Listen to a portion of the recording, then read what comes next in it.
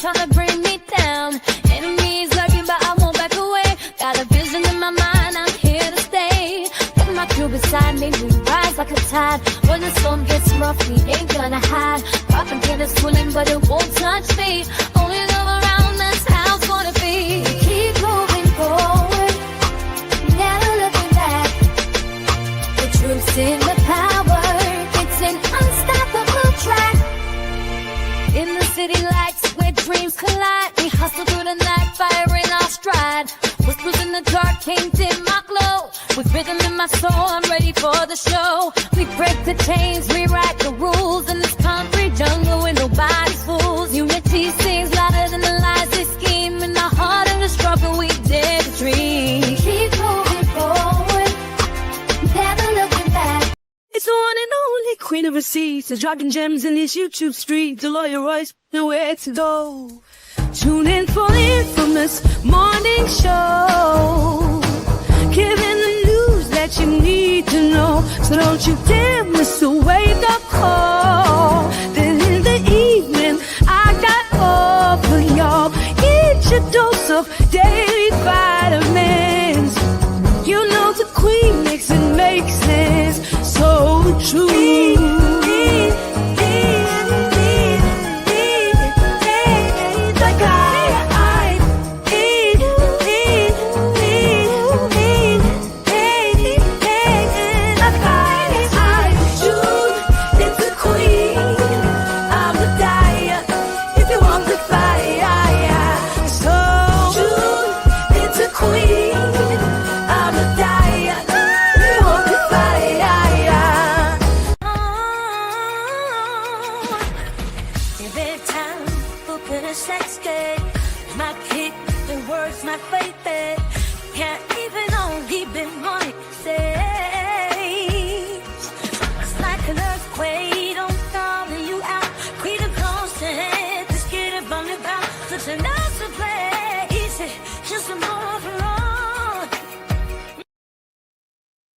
What song are we not going to sing at church today?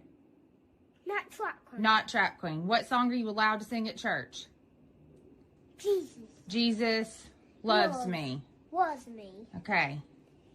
Good boy.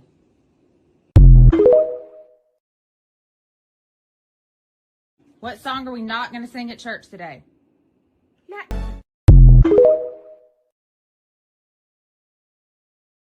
I'm like, hey, what's up, hello. Seen your pretty ass soon as you came in the door. I just wanna chill, got a stack for us to roll. Mary took the money, introduced her to my stove. Showed her how to whip it, now she remixed for the low. She my trap queen, let her hit the bando.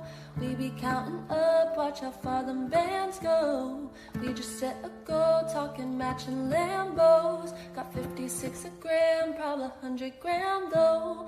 Man, I swear I love her, how she worked the damn pole. Hit the strip club, we be letting bands go. Everybody hating, we just call them fans though. In love with the money, I ain't never letting go. Whoa, when was this? What?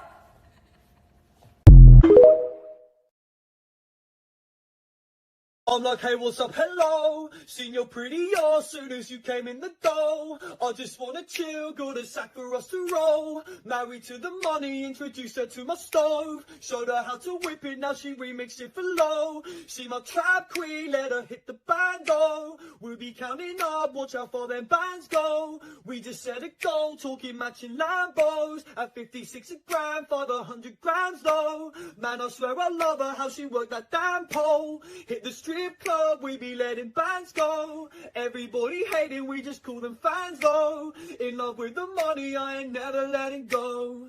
And I get high with my baby. I just left them all, I'm getting fly with my baby. Yeah, yeah. And I can ride with my baby. I'll be in the kitchen cooking pies with my baby. Yeah, yeah. And I can ride with my baby. I just left them all, I'm getting fly with my baby. Yeah, yeah. And I can ride with my baby. I'll be in the kitchen cooking pies. I'm like, hey, what's up, hello. Seen your pretty ass soon as you came in the door. I just wanna chill, got a sack for us to roll. Married to the money, introduced her to my stove. Showed her how to whip it, now she remixed for the low. She my trap queen, let her hit the bando. We be counting up, watch how far them bands go. We just set a goal, talking matching Lambos. Got 56 a gram, probably 100 gram though. Man, I swear I love her, how she worked the damn pole. Hit the strip club, we be letting bands go. Everybody hating, we just call them fans though. In love with the money, I ain't never letting go. Whoa, when was this? What?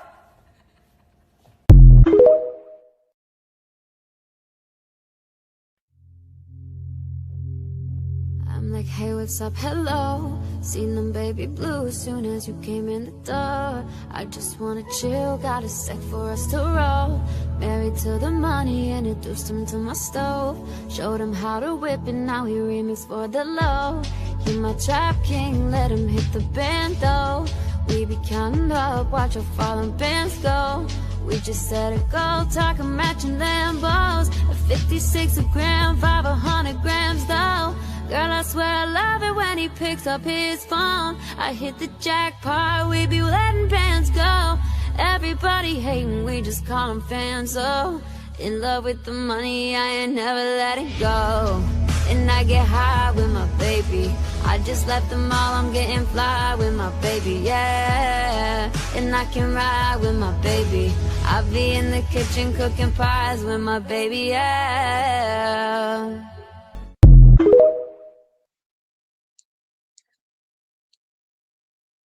All right. Hello, everyone. Hello, everyone. The queen is in the building. All right. Listen, I see y'all putting your little snide comments in there. Ladybug said Snow Bunny song hour. Yeah. Okay. We the people said I understand the lyrics to the song more now. I'm sure you do. Okay. All right, D. Thank you, beloved, for the happy birthday wishes and your contribution to the Queen's channel. I appreciate you. Peace, love, and blessings. Okay, so let's get ready to get this party started. Y'all, I was really stalling. Okay, I had that extra long intro. First of all, because I liked each of their voices, but second of all, because I was gathering more intel. Okay, so we're about to get into it. Okay, we're about to get into it. Let's see who's in here. Okay, and D, I really appreciate you, beloved. Peace, love, and blessings. All right, Cherokee Descendant Dale says, happy birthday, Queen. Thank you, beloved. I appreciate you. The lovely T, that crazy bitch Aries. All right, let's get into it. Ladybug said, happy birthday. Thank you for all of the happy birthday wishes. I appreciate you all. Okay, Desmond, let's get into it. Hadassah, Pearly, Albie Chill is here. Queen Amoni Huey, Buckhorse DC. All right, Vince, I am from the UK. Okay, let's get into it. Rang or Rangid. Let me see. Rangy DC. Is that what that says? Rangy DC. I hope so. Okay, so let's continue. Okay. Mr. Bob the Cat Thing. We the people. Nessie X. All right. D, of course. All right. DJ Big Six. And of course, Vince I am from the UK with his nefarious self. Okay, so shout out to all my loyal worlds and everyone tuned into the Queen. Let's get this party started because y'all, Trump is dragging this country straight to hell. Okay, I see you, Trisha, beloved. Okay, said at least you was on time, LOL. I know, right? I know. I'm on time this morning, beloved, because I didn't have to spend time getting dressed. That's why the camera's off. You see, when I have to get dressed and all that, and do my hair and everything, honey, that's what takes me a little bit longer.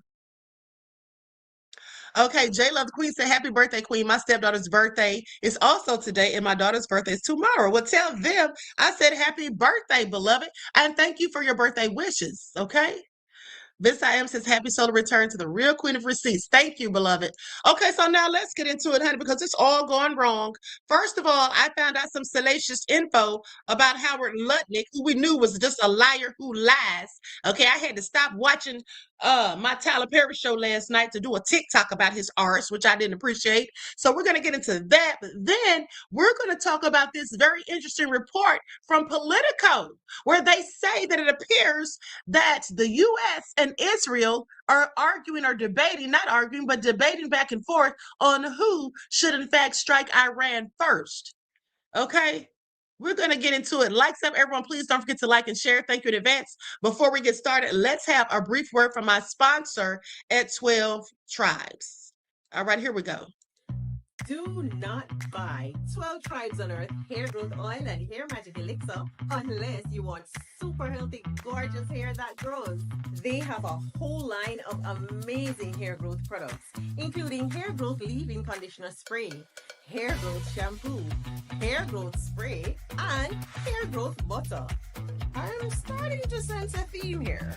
They include quality natural ingredients. They smell amazing, and you can see the results for yourself.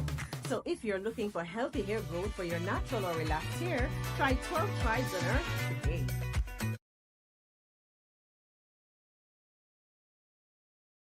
Right. So with that all being said, don't forget you can purchase 12 Tribes hair oil at Etsy.com. Just look for Lisa Crafts. You can also find it at Walmart.com. And don't forget that she sells beard oil. Okay. So with that all being said, let's go to this information about Howard Lutnick. I'm going to go to my TikTok. And then we got to get into what's going on with this war against Iran. But I want you all to pay attention and remember that I told you all, as soon as Trump got in office, I told you all January of last year that Trump was going to take us to war with Iran over Israel. I told you all that. And now here we are. Okay, don't tell me my predictions aren't accurate. Now, what I'm thinking is, hold on. Okay, Sheila, thank you, beloved. I really appreciate you. Thank you for your Cash App donation. Okay, thank you so much. Peace, love, and blessings, beloved. I appreciate you. Okay, now let's get into it. It's all about to go down, y'all. Sadly. Hello, everyone. I'm Dr. Shakur. So remember how Howard Lutnick lied and said that he was not at Epstein Island? And then we found out that he was lying, of course, because his name was all over the files. And then he came forward and he changed his story. He said that he was there for a few hours with his wife and kids. Well, let's get into it. Well, it looks like he's gotten caught in his lie once again, because the person in this picture wearing the dark blue shirt and the white shorts is none other than Howard Lutnick. And I don't see any wife or any kids. Okay, please pay attention. Now, there's a closer view, so you can clearly see that it's him. Okay, this man needs to resign. All of these people need to be locked up and sent to prison where they absolutely belong.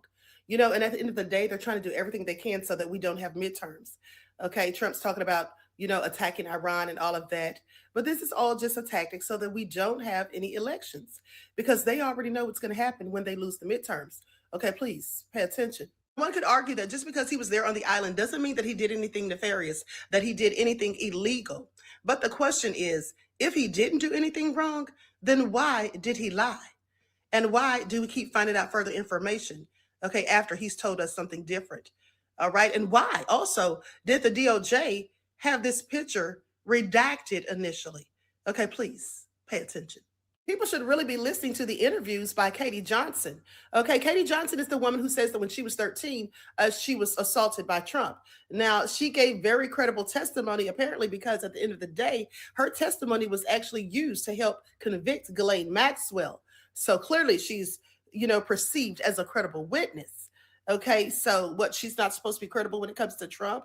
Okay, please make that make sense. At the end of the day, the story that she told is sort of reminiscent to the story that Sasha Riley told. So we're supposed to think that all of these people are lying. These people are just making up stories and saying things happen to them. And, you know, in some cases, people have been telling these stories for years, not just recently, but actually for years. Okay, please pay attention. He says that one of the reasons that Trump picked her is because she looked like his daughter to him. And I absolutely believe it, because at the end of the day, we've seen and heard him say some things about his daughter that were absolutely inappropriate for any father to be saying about their own child. Specifically when he was in the interview and the journalist asked him, what did they have in common, him and his daughter? And he said something along the lines of, well, I would say sex, or I can't say sex. But who's even thinking about something like that as them having that in common with their own child? Absolutely disgusting. Okay, please pay attention. Harry Johnson sat down for 4 interviews, and the DOJ has all of this in their possession, but for some reason, they've hidden 3 of the interviews. There's only 1. Okay, where are the other 3, and why have they been hidden? Okay, and why isn't there an investigation into President Donald J. Trump when we have someone who has already been deemed as a credible witness and already been actively involved in a trial where one person was found guilty and sentenced to prison? Okay, please pay attention. All right, please pay attention, honey. Okay, talking about they don't have any credible evidence that anyone else did anything wrong. Of course they do, liars. Sheila says, you're welcome. I signed up for Cash App. I didn't want ScrewTube taking a cut from your birthday coins. Thank you, beloved. I appreciate you. Quick thinking on your feet, honey, because you know they want 40%. Okay, D, thank you for becoming a YouTube member, beloved. I appreciate you. And also, D gifted the Queen's channel a membership. So thank you for that as well, beloved. I really appreciate you. Peace, love, and blessings. Now, you all shout D out, and specifically whoever got that membership that she purchased. Okay, so it's a good day for everybody. We're gonna have a good day today. We're gonna go in on Trump. We're gonna go in on his minions. And at the end of the day, I saw this fake video. Well, it wasn't a fake video, but it was a video Pete Hegseth supposedly bench pressing 315 pounds. Now, I'm going to tell you right now, I beg to differ, okay? Because I saw that man trying to do pull-ups and he couldn't do one, and not with good form or bad form. He just couldn't do it. So if you can't do a pull-up, we're supposed to think that you really lifted 315 pounds? Sir, I'm going to need you to have several seats. I'm going to go ahead and call it that I think those weights were fake. I think they were props. I don't believe they were really 315 pounds, and neither will you when you see the video footage later. Okay, so please pay attention. Now, with that all being said, let's get into it. Let's get into it. Hold on, beloveds. Hold on. Hold on. Okay, so now let's talk about this report from Politico. All right, Rashida, thank you for your Cash App donation to the Queen, beloved. I appreciate you. Okay, peace, love, and blessings. Claudette, thank you. Danielle, thank you. That Crazy Beach Aries, thank you. I really appreciate you all for appreciating the Queen. I love y'all so. Okay, so now with that all being said, Dee said, I appreciate you, Queen, and all of your research to keep us informed. Love you to life, my sister. Thank you, beloved. And I love you to life, too. I love all y'all to life, even the nefarious ones, like Vince I am from the UK. Okay? Okay, so now let's get into it. Are y'all ready for the smoke? Now listen to this. Now I want you all to pay attention, because here's the thing. They think that they are so slick. You see, they're saying that Israel wants the U.S. to strike Iran first, but the U.S. thinks that it should be Israel that strikes first. Okay, well, I don't think the U.S. should be striking at all. They need to mind their business. But hold on, let's get into it. White House officials believe the politics are a lot better if Israel strikes Iran first. Now, as the administration mulls military action in Iran, officials argue it'd be best if Israel makes the first move.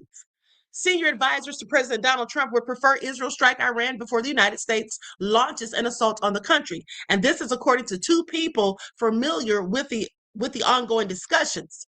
Now, they say these Trump administration officials are privately arguing that an Israeli attack would trigger Iran to retaliate, helping muster support from American voters for a U.S. strike. Now, do you all hear this? See, the plot has been exposed. Okay? The plot has been exposed. All right?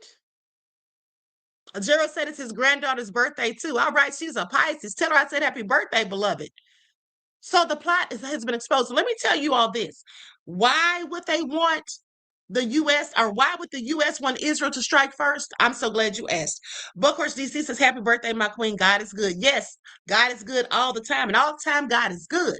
Okay. Unlike Candace, I do what came next. Okay. Candace Owens, that is. Thank you for your contributions to the channel, your birthday wishes. I appreciate you, beloved. Peace, love, and blessings. So here's the thing. Now, why do y'all think the U.S. thinks the politics look better?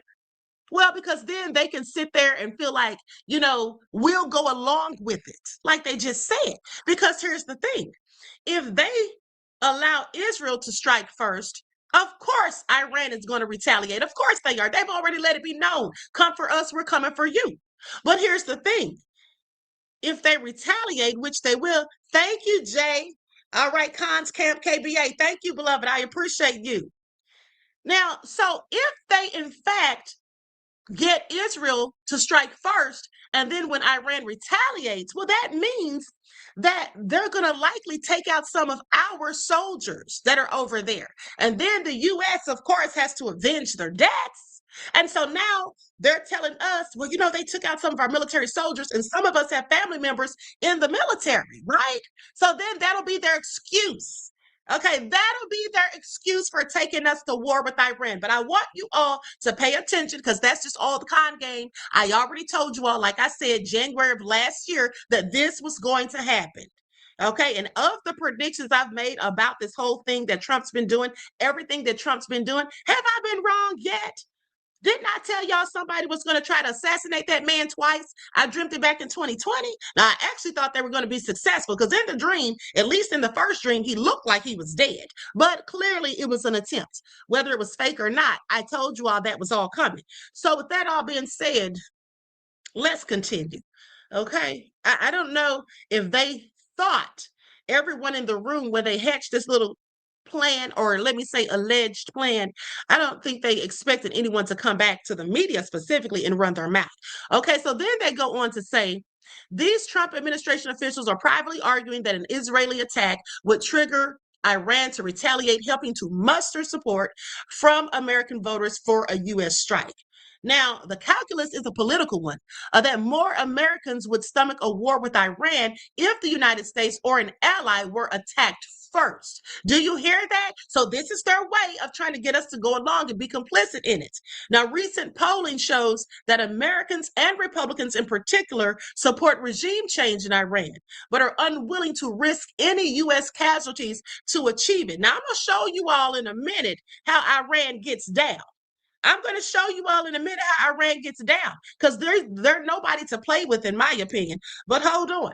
So they say that means Trump's team is considering the optics of how an attack is conducted, in addition to other justifications, such as Iran's nuclear program. So that's the thing. Pay attention. They are going to start talking about, well, they've already been talking about Iran has nuclear weapons and all this and that. Let me tell you all something. Netanyahu, Bibi Netanyahu, okay, he's been saying this about Iran for decades. And if you don't believe me, just watch, because I got the receipts on that too.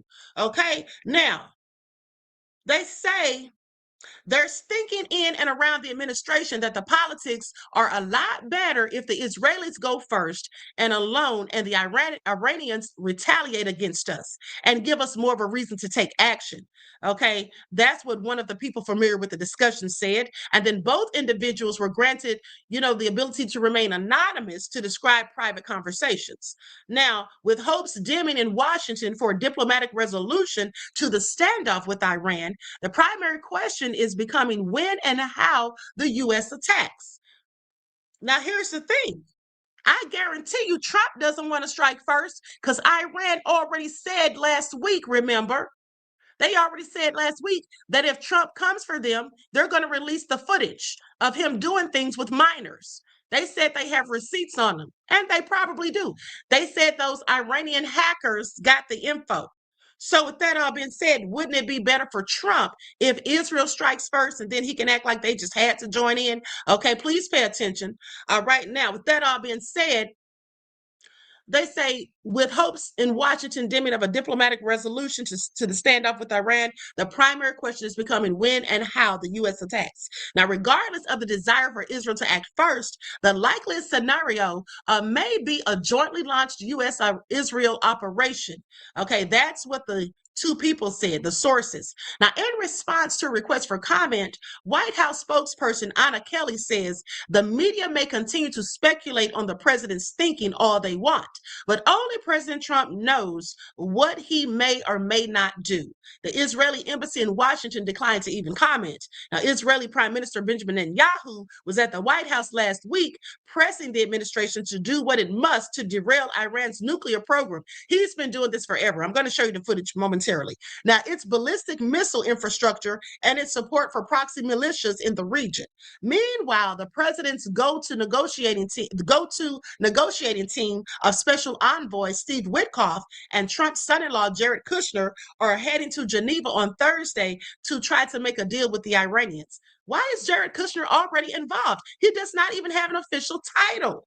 Well, I think we all know who's running stuff. Okay, I told you all about Jared Kushner, Trump's son-in-law, who says that Benjamin Netanyahu literally spent the night at his home and slept in his bed. Okay, that's how tight they are. Okay, so who's really running stuff? Now, goes on to say, the question of scope, however, also remains. The person familiar with discussions said two key considerations include the risk of depleting U.S. munition stockpiles, with which the administration worries could give China an opening to take Taiwan, and then the likelihood of American casualties should the U.S. go for the most aggressive option. See, here's the thing. Trump's willing to let your family members die. He's willing to let our own soldiers be sacrificed. Okay, I want you all to pay attention. Do you all hear this? Because that's what this is all about. He's willing to put our own soldiers at risk.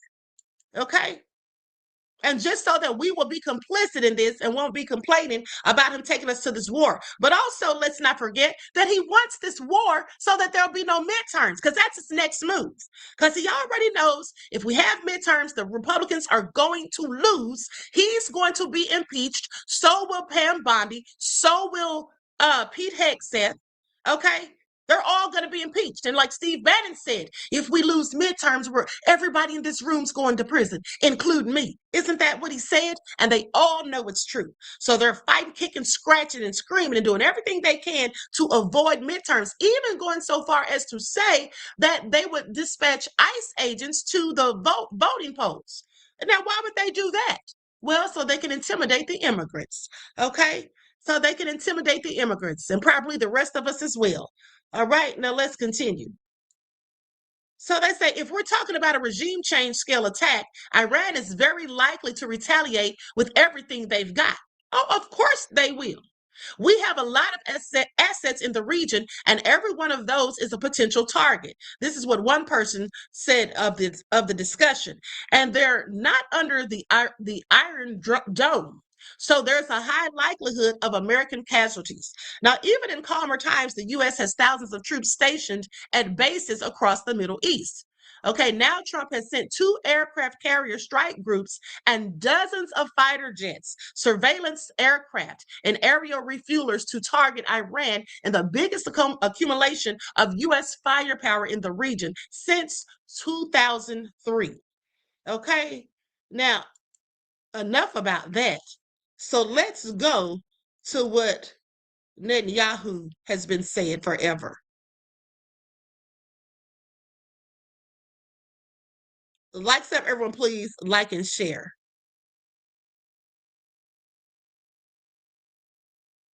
Okay, here we go. I'm going to share my screen. And I want you to pay attention to all the time he said the same thing that he's now saying. Okay? He's been saying this stuff for 30 years. I'm not even exaggerating. Okay? I'm not even exaggerating. Benjamin Netanyahu, that is. Or as we call him, BB. Iran could produce a nuclear weapon in a very short time. It could be a year. It could be within a few months. They have the wherewithal, the stored up, preserved knowledge. Now, that was in 2025. Now he's in 2018 saying the same thing. make a bomb very quickly if they wanted to do it. Iran is Here he is in 2015. so dangerous. Weeks away from having the fissile material for an entire arsenal of nuclear bombs. They're very close. They're 2012, saying the same thing. 6 months away from being about 90% of having the enriched uranium for an atom bomb. Iran is gearing up to produce 25 bombs, atomic bombs a year. 2006. I told you, literally been saying this for decades. 250 bombs in a decade. Ladies and gentlemen, time is running out. Iran will be capable of producing alone, without importing anything, nuclear bombs within 3 to 5 years. Stopped. Iran could produce. Okay, so all the way back, dates all the way back to 1995. Those last two clips were from 95 and 96. Okay, so he's been saying this. Okay, been saying it. Now, with that all being said, let's go to what he said about U.S. censorship. My question is, why is some man who's in charge of a whole nother country over here trying to tell the U.S. what they need to do about their censorship? Okay, I want you all to pay attention. I want you all to really be paying attention because I told you all this too. Okay, I got so annoyed when I heard this last night, but I told you all this was coming. I told you all that pretty soon it's going to get to a point, if Trump's back in office, they're going to basically say, if you say anything about these people, and y'all know the people I'm talking about, if you say anything about that country over there, that we know what I'm talking about, that they're going to start saying that you're a terrorist, you're a national security threat, and going to start trying to lock people up and deem you as a terrorist. And then I showed you all the proof last week where a U.S. soldier got a call that he is under investigation and has been deemed a national security threat simply because he said something in favor of the people in Palestine. Please pay attention. Now, that all being said, let's go to it. Here it is. Likes up, everyone. Please like and share. Thank you in advance. Okay, I'm going to share my screen because I thought our president was running the country, or at least supposed to. I thought that's how it usually goes.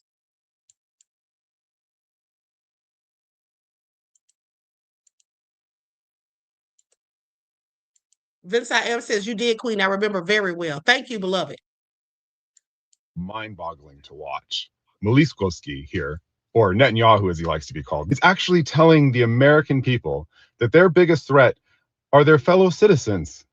And this vilification of Israel, the Jewish people, and Western values, it must be resolutely fought by civilized societies to safeguard their future. This is why we must all commend President Trump's decisive actions against anti-Semitism. A government can do in 2 months more than any organization could do in its lifetime. You're alluding to Candace Owens and Tucker Carlson.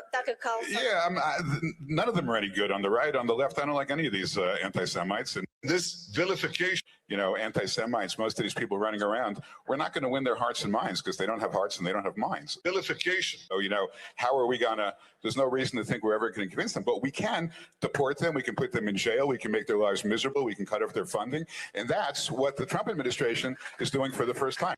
Imagine if Did you all hear that? We can put them in jail. We can deport them. We can cut off their funding.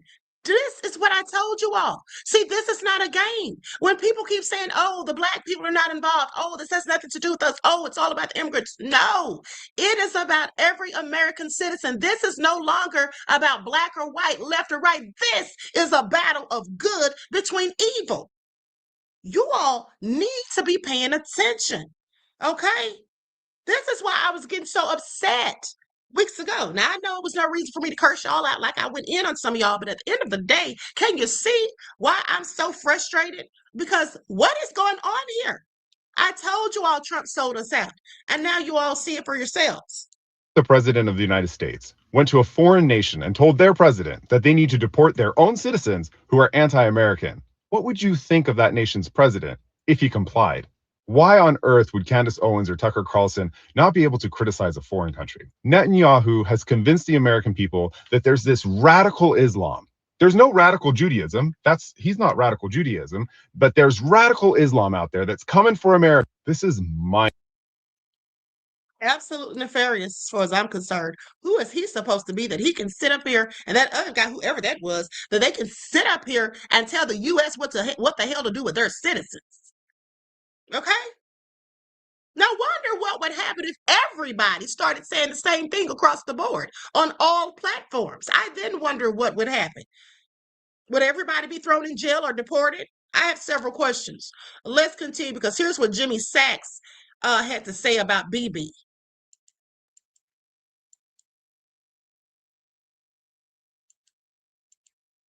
Now, this is suicidal, in my point of view, for Israel, and it is illegal and utterly cruel. So an attack comes on October 7th. Did that come out of the blue? No. The attack on October 7th came after more than 50 years of brutal occupation by Israel and complete rejection of a state of Palestine. So I have no sympathy for Netanyahu. I regard him as one of the most violent, deranged political leaders in modern history, actually. I want them to stop, because I know, I speak to the Iranians, I speak to across the Organization of Islamic Cooperation, 57 countries. I probably know half of the foreign ministers of the OIC. Everybody wants peace, except Israel. Israel wants control. Does Netanyahu offer a single alternative other than we defeat Hamas?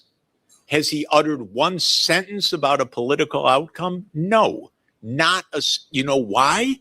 Because his whole career, his whole life is based on preventing a state of Palestine. What's the answer? You know what their answer is? Kick them out. That's their answer. That is literally the policy. That's what Trump was talking about a few weeks ago.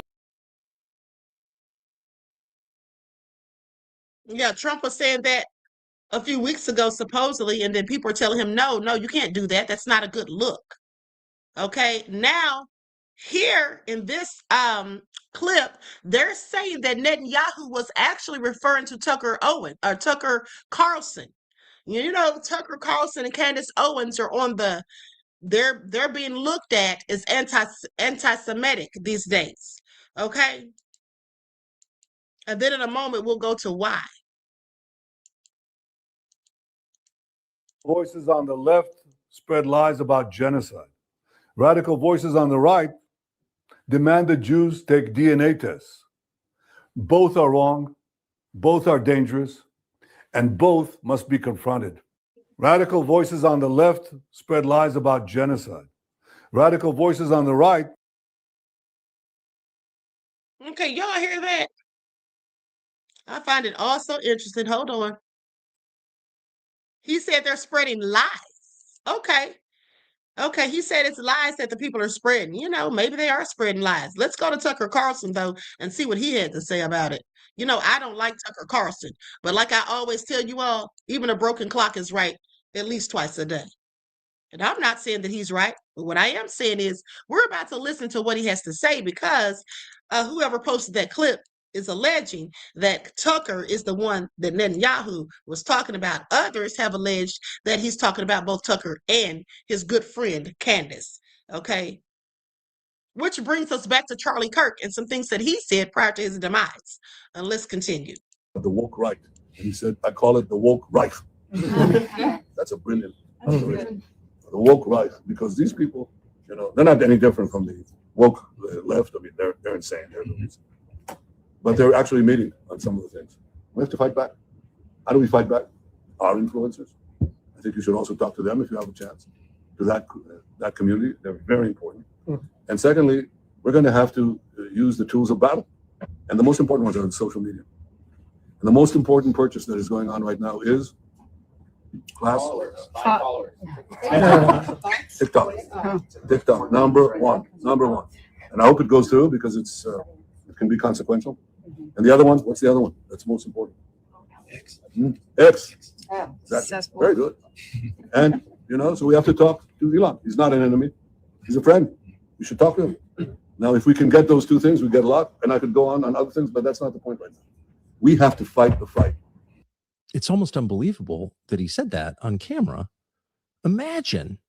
This is a foreign leader bragging about how he's censoring Americans. Again, this guy runs a country of 9 million people that's totally dependent on our tax dollars to exist. And here he is on camera, and he's a sophisticated guy. Of course, he knows that he's being filmed, saying, anyone who opposes me in the United States, who opposes more aid to Israel or opposes getting sucked into war with Iran, which does not serve American interests, that person is not simply mistaken or wrong. I'm not going to bother to explain why that person is wrong. That person is a Nazi, part of the woke Reich, a Nazi. And the only way to fix it is by preventing Americans in the last country on earth with guaranteed freedom of speech, prevent Americans from hearing the other side. And so we push Congress to force a TikTok sale, which is true, by the way. And when that happened, and various members of Congress were like, no, really, it's about China. There were people online who said, no, I think it's really about Israel. You kind of wish it was about China. Here he is just admitting, no, we pushed the U.S. Congress to censor in the United States, to commit censorship in the United States because we think it's bad for us. I'm going to stop right there. Do you all hear this? You heard what he said, right? And I'm talking about Netanyahu. And here's the thing. That other video I was going to show you all about Tucker Carlson has been taken down from TikTok. Yeah, I just clicked on it and it says no longer available because he was talking about something that the beginning of the word starts with gene. And I'm talking about Gene. Okay? Yeah. So with that all being said, listen. That's exactly what he just said, that he's talked to them. And then he said he's going to talk to Elon. But see, I already told you all this too. I told you that you have Mark Zuckerberg, who's one of those people, owns Instagram and Facebook. Then you have Elon, who's down with those people, who owns X. And then you have Robert Ellison, who just bought or invested in TikTok. And he too is one of those people. I showed you all the receipts. So that all been said, when Kanye said what he said about the media, was he lying? Y'all remember what Kanye said about the media? Was he lying? I don't know. Now I have several questions. So with that all been said, let's go to this clip from Candace. And this is a clip from a few months ago, but she seemed to have thought that somebody's playing psychological mind games on the people in the U.S.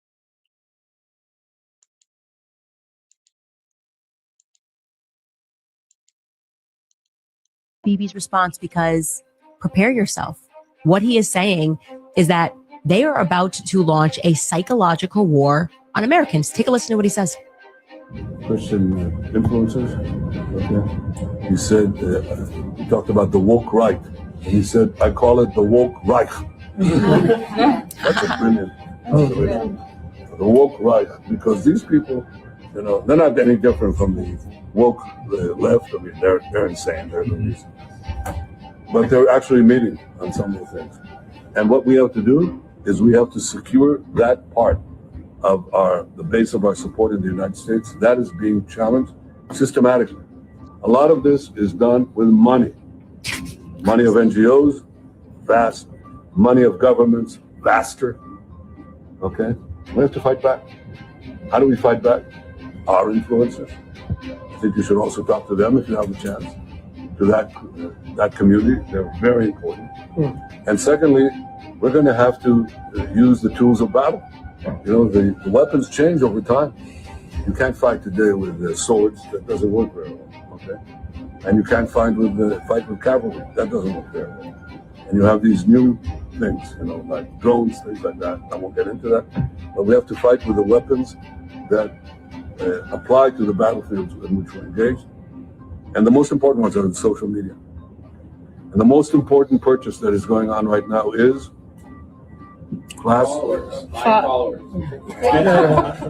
TikTok, number one. And I hope it goes through because it can be consequential.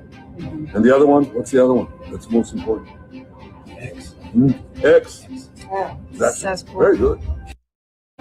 Give direction to the Jewish people, and give directives to our non-Jewish friends or those who could be our Jewish friends. Are we going to succeed with everyone? No. Will there be a strong counterpoint? Yes. Okay, so like we're allowed to say Israel controls the media now. Okay, I think that's just like on camera. Now there will be no dispute about this. Listen to Bibi's. That's great, because I mean, he did just admit it. He literally just said it himself. But when Kanye said it was a problem, I want y'all to pay attention. When Kanye said it was a problem, okay?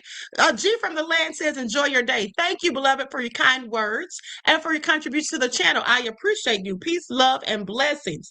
Also, let me just say, thank you to Rashida, that crazy bitch Aries, Danielle, Claudette, Sheila, LL, Kimberly W. I'm not going to say you all's last names, but Kimberly W, because we have two Kimberlys. The other Kimberly, thank you as well, and Courtney. Okay, thank you all for your Cash App donations. I really appreciate you all. Peace, love, and blessings. Okay, so I find this all very interesting.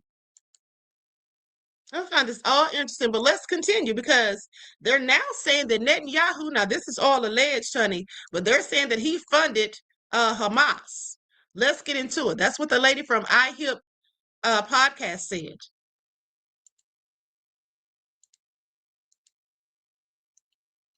Thing for me, when I really started researching this, that Benjamin Netanyahu funded Hamas. Yes. I mean, very reliable journalist, Israeli journalist, said he stuck cash in cars and drove it. Suitcases. Yes. From the Qataris.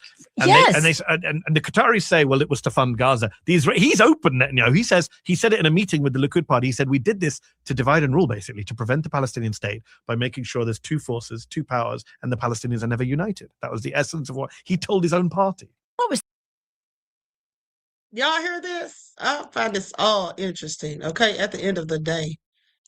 This is all interesting. Let's go to this next clip.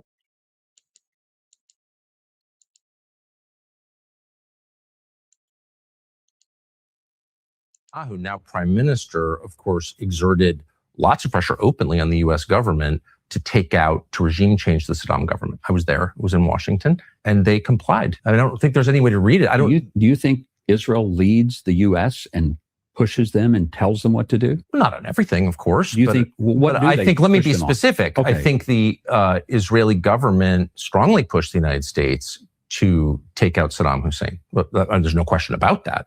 I think the Israeli government right now, on Bibi Netanyahu, who's been in the White House 7 times in 1 year, pushing for regime change in Iran. I think they're on the verge of convincing this administration to affect regime change. Do you think the president is weak and is being pushed? I'm not saying that. I know the president's being pushed. Why do you think a foreign leader was in the White House 7 times in 1 year? Are you okay with that? That's a lot.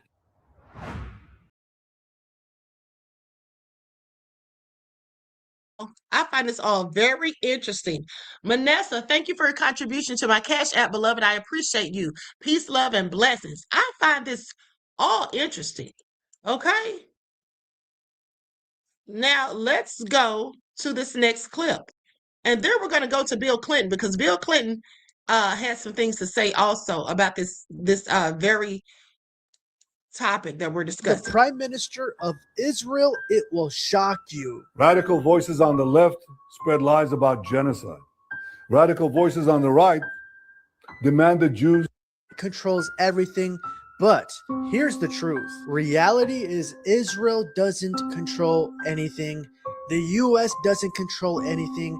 China doesn't control anything. Russia doesn't control anything. Then who does? Do you know that in the Bible it says that God struck down Lucifer on this earth and took down 1/3 of the angels from heaven down here? What's going on is a spiritual battle, and this is prophecy in real time. In order to Didn't I tell you all this is spiritual warfare? Okay, didn't I tell you all? That's exactly what this is, beloveds. You all that follow the spiritual channel, you know. I told y'all this is exactly what this is, okay? Everybody better have on the whole armor of God.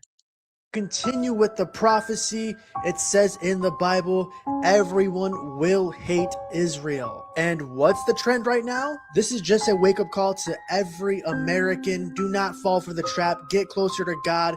Share this information with as many Okay, everybody better be called on the Most High. D, thank you for your contribution to my Cash App, beloved. I appreciate you. Peace, love, and blessings. Okay, now let's hear what Bill Clinton has to say. I can take this overlay off for a second.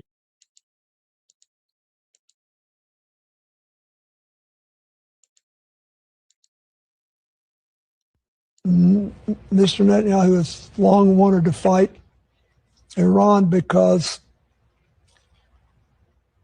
that way he can stay in office forever and ever. I mean, he's been there most of the last 20 years.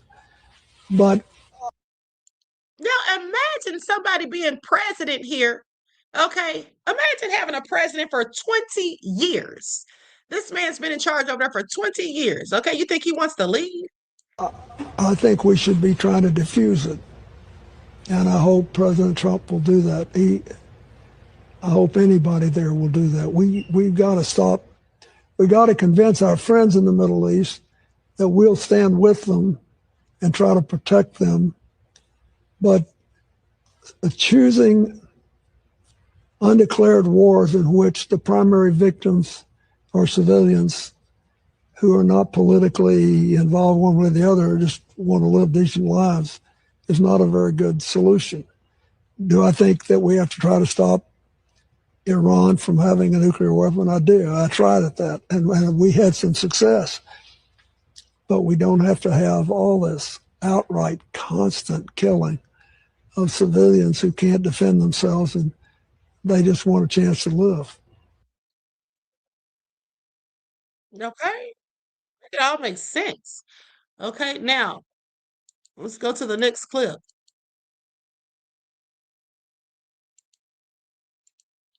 The craziest thing I have ever reported on. But breaking news, Israeli Prime Minister Benjamin Netanyahu has addressed the United States public. That's right, to me and you. And he is demanding that us on the far right and all of you on the far left need to be dealt with. A foreign leader is demanding that the United States government eliminates their own citizens based solely upon their politics. Read that again, guys. The Prime Minister of Israel, not the President of America, the Prime Minister of Israel is demanding that American citizens are dealt with immediately. He wants all of his critics like me and you silenced, and he wants us all eliminated and enforce compliance for the masses. So anyone who questions our unconditional support to our greatest ally in Israel, the unlimited aid so that they can have healthcare for all, college tuition for all, any concerns about dual citizenship, and APAC contributions to virtually 99% of our politicians, you need to be eliminated, according to Netanyahu. Well, on behalf of all American patriots, Netanyahu, you can go fuck yourself, buddy. Not that he called him Satan Yahoo, okay? I am done. All right. Lakonda, thank you for your donation to my Cash App, beloved. I appreciate you. Peace, love, and blessings. Not Satan Yahoo, okay? But let's continue. All right. So let me tell you all something. How many of you put a 1 in the chat? How many of you, beloveds, remember Blair said hallelujah, amen? Okay, I know that's right. But how many of you, hold on, darn it, I forgot my train of thought. I was multitasking, looking at 2 different things. It was something I was going to ask if you all remembered me telling you. It'll come back to me. But anyway, let's continue. Okay, that is, oh, I know what it was. How many of you put a 1 in the chat if you remember me telling you all that they're manipulating time? And I said, you all don't think time has been sped up? Like, what's really going on here? Like, the days are going by, the weeks are going by so fast. Like, they have to be speeding up time. So this guy seems to think that he has proof that they're doing so. You all remember that? Okay, good. Okay, so I'm going to remind me to show you all that video before we close out. Okay, so now let's continue because Netanyahu says that Israel is not a burden to the U.S. Now, I don't know what prompted him to say that, but here's what he said.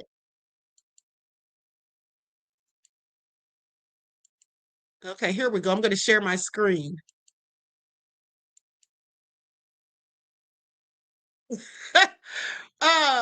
Rediary said Queen is multitasking, trying to move horizontal, vertical, and diagonal at the same time. I know, right? Beloved. I only have 2 hands. I'm doing the most. The truth is that Israel is not a burden to America. Israel is a strategic asset to America, as the American National Security Council itself says. I treasure and value, as do all Israelis, the great support we've been receiving from America all these years. And you, AIPAC, should also be credited for helping out in this alliance. But I want to move from aid to partnership, because that's where we are. We are partners. And no one can appreciate America more than Israel. And I believe that many, many Americans understand that America has no better ally than Israel. The truth is that Israel is not a burden to America. He said we have no better ally than them. Let me tell you all something. Listen, on the next broadcast, beloveds, we're going to listen to the audio or the interviews of Katie Johnson. Now, you all remember that I reported to you on last week, or maybe it was the week before, but I know that I reported on this like a week ago at least, and now they're talking about it all over the internet. But remember when I told you all about how the DOJ had removed 3 of those interviews from a very credible witness? Well, that lady's name is Katie Johnson, and so now I actually have the interviews that she did where she was talking about her experiences, and so we're going to listen to that. I didn't want to play it today because the clips are like 10 minutes apiece, okay? So, but we will listen to that on the next live, all right? So let's continue. Her story sounds like Sasha Riley, sounds like the other young lady that left the diary behind. It just sounds like other allegations we've heard against Trump. Caucasians is waking up to what we've been known. Check out what was said earlier. Israel is a 20th century political entity, meaning it's a 20th century political construct. It doesn't come, the state of Israel is not what's in the Bible. That is not the Israel they're talking about in the Bible. The Israel of today is a 20th century political construct, invention. Invented by who? Invented by Zionists and the occupying force of Britain when they were occupying Palestine illegally. And then they illegally ceded that Palestine to the Zionists, and they call it Israel. Right. And there's a reason why they're called Israelis and not Israelites. Why is that, Kurt? Israelites were wandering, and they're saying Israeli, meaning like to give the impression they're from there, which they're not. But they're not. Now I want you all to pay attention, because the Israelites are who? Who are the Israelites? Are the Israelites? Somebody better put it in the chat. Okay, think about that. Did y'all ever even notice that? They call themselves the Israelis. That's because we're the Israelites. Okay, that's because we're the Israelites. We're Judah. Okay, we're Judah. Now, with that all being said, let's continue. There were Jews from there. They were brutal to them. So Zion is so Kurt, tell me if this is true. Zion is the Hebrew word for an ancient Canaanite fortress. I don't know if that's true or not. Canaanites worshipped Baal and inhabited the lands of present-day Israel and Palestine. The Zion thing, I'd have to look into. I don't know if that's true or not. But the Baal, yeah, there's like 3 or 4 different Baal. It means master. So, like Hannibal Barca from the Roman, the guy with the elephants in the Alps. Hannibal was worshipped Baal Ammon. But there's Baal of Peor, there's Baal of whatever. Okay. Yeah. Jeffrey Epstein, by the way, worship Baal.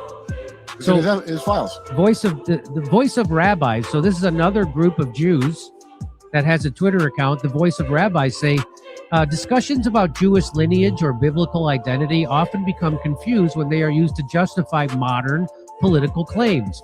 Our position has always been clear. What God promised to Abraham in the Torah was not an unconditional political mandate for modern sovereignty or conquest. That's what I'm saying. Yep. The covenant came with clear spiritual conditions. Yep. When those conditions were not upheld, the Jewish people were sent into exile.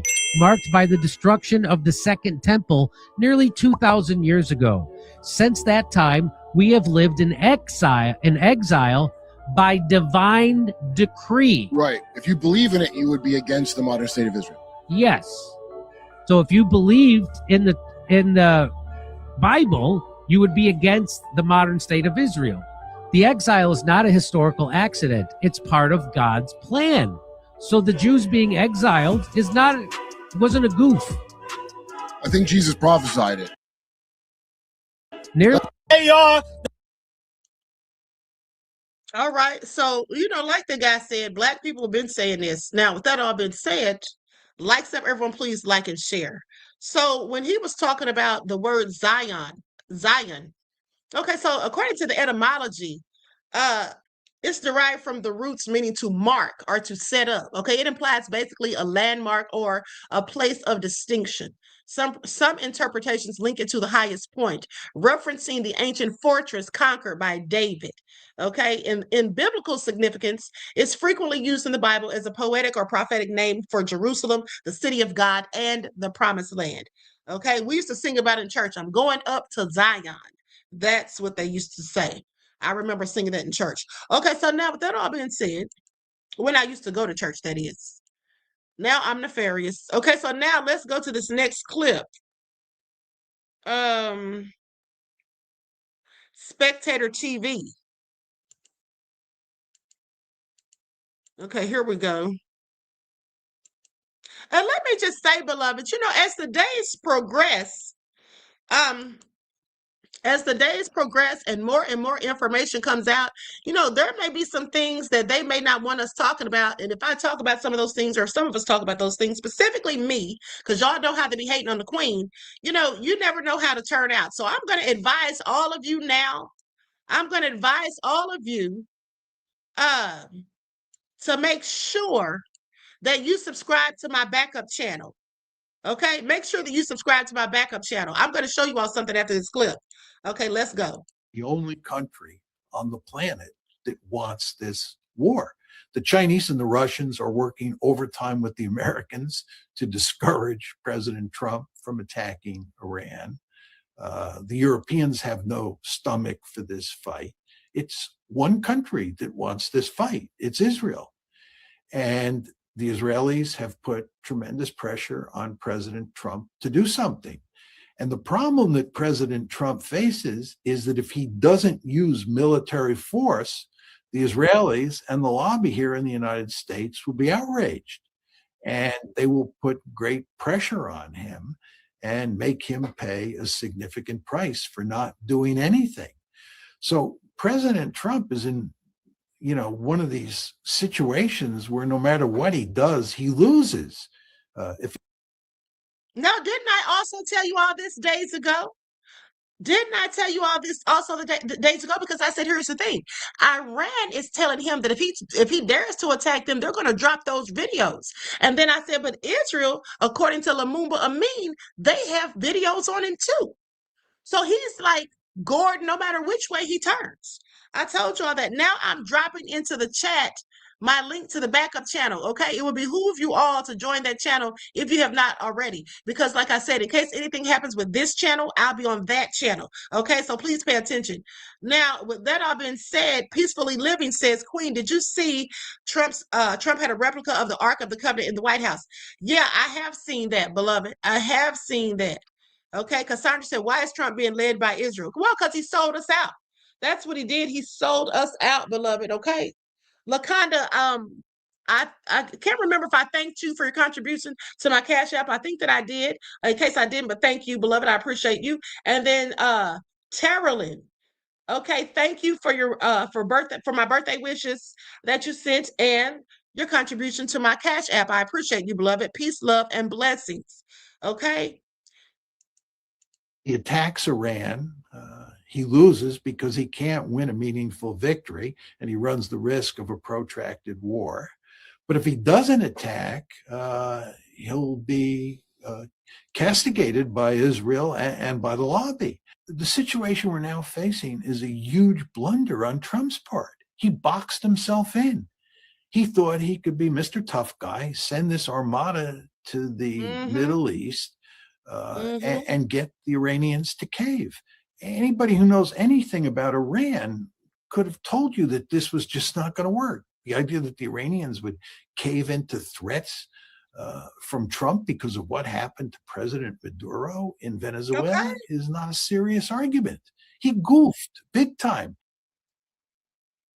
Yeah, now he's backed himself into a corner with his stupid self. You see, this is how obtuse your president is. All right. I'm not shocked or surprised at all. Now I'm going to go back to the next clip. I'm going to go to the next clip, but I want you all to see this. Remember how I tell you all, see, some people on YouTube be sitting up for clout chase and talking about YouTube shadow ban them. First of all, it's no clout chase to be shadow banned. It is so problematic and annoying at times because they don't show the real amount of your views, likes, or any of those things. Okay, they don't recommend your videos, you know, and things like that. Won't send out notifications. Like right now, if I go into my studio to see how many views I have on this live, it'll be like twice or even 3 times, sometimes more than what they allow you all to see. And then by the time it's done, they'll just pay me for the views that you all can see. I want y'all to pay attention. Okay, so with that being said, like I said, it's a good thing I don't live off of YouTube. But here's further proof of how they be hating on the poor little old queen, y'all. I meant to show this to y'all the other day. Look what they did. What they did. Y'all see this? This is what they did to the little old queen, y'all. I was over trying to mind my business. Now, y'all know how every day when I end the live, I type this and put it in the chat for you all, right? How about the other day, they wouldn't even let me type it in there. They said YouTube rejected your comment. This usually means they think it's spam. Try changing it a bit. I ain't changing a darn thing. I still keep putting the same thing in every darn day. And at the end of the day, even if it was spam, why are they worried about it? Don't we take care of our own spam problems? Don't we have moderators for that? Since when do they check the spam on somebody's account? YouTube, please sit down somewhere. Okay, y'all, it's not been to worry me. Okay, y'all, it's not been to worry the queen. And listen, beloveds, it's okay. Do not be dismayed because I promise you, before the year's end, I am going to have my own streaming network. Okay, how about that? That's where we're going. We're going to have QAS TV or QAS stream. Okay, yeah, we're going to have our own streaming service so they can miss me with it. We're going to have spiritual information on there. We're going to have all types of information, honey. We're going to have true crime. We're going to have the paranormal, all of those different things that I've covered. You know, we're going to have all of that on the streaming service. And it's only going to cost you $10 a month, okay, for a membership. So y'all just remember I told you that because we're going to do the damn thing this year, honey. We ain't got time to be playing games with them. Okay, that's what we don't have time for. Now, let's continue. Now, let's go to, hold on. Let's go to this NASA document.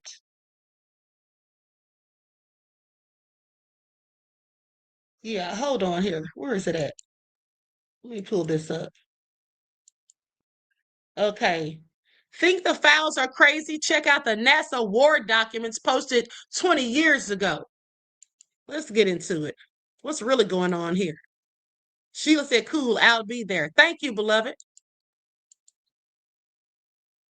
Here we go. That actually is a PowerPoint presentation by Dennis Bushnell, the chief NASA scientist at the Langley Center.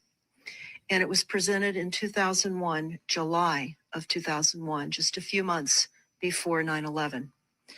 And what brought my attention to it and immediately rang some uncomfortable realizations was when we first came across it. It says on the website, future strategic issues, future warfare circa 2025. And as I decided to just flip through it quickly to see what it was about, I was a little stunned on page 4. It said, the presentation is based in all cases upon existing data, trends, analysis, technologies, no pixie dust. And the entire premise of the document or the PowerPoint is about robots, cyborgs, and humans. So I immediately saw a conflict between future and now. And I thought, what are they covering up? Because that was a definite cover up. And then I started to continue looking through the document with shock. And that's why we're talking right now, because I think most people would be shocked to find on page 93. So who wrote this NASA document, and was this intentional? Did they want the public to see this, do you think? Or Well, again, the Illuminati, the most wealthy, rich men on the face of the planet, always telegraph everything that they're going to do. So the fact that it was on the NASA website, it was certainly available to the public, but did they see it? Obviously not. Because had they looked at this document, you would know about it right now.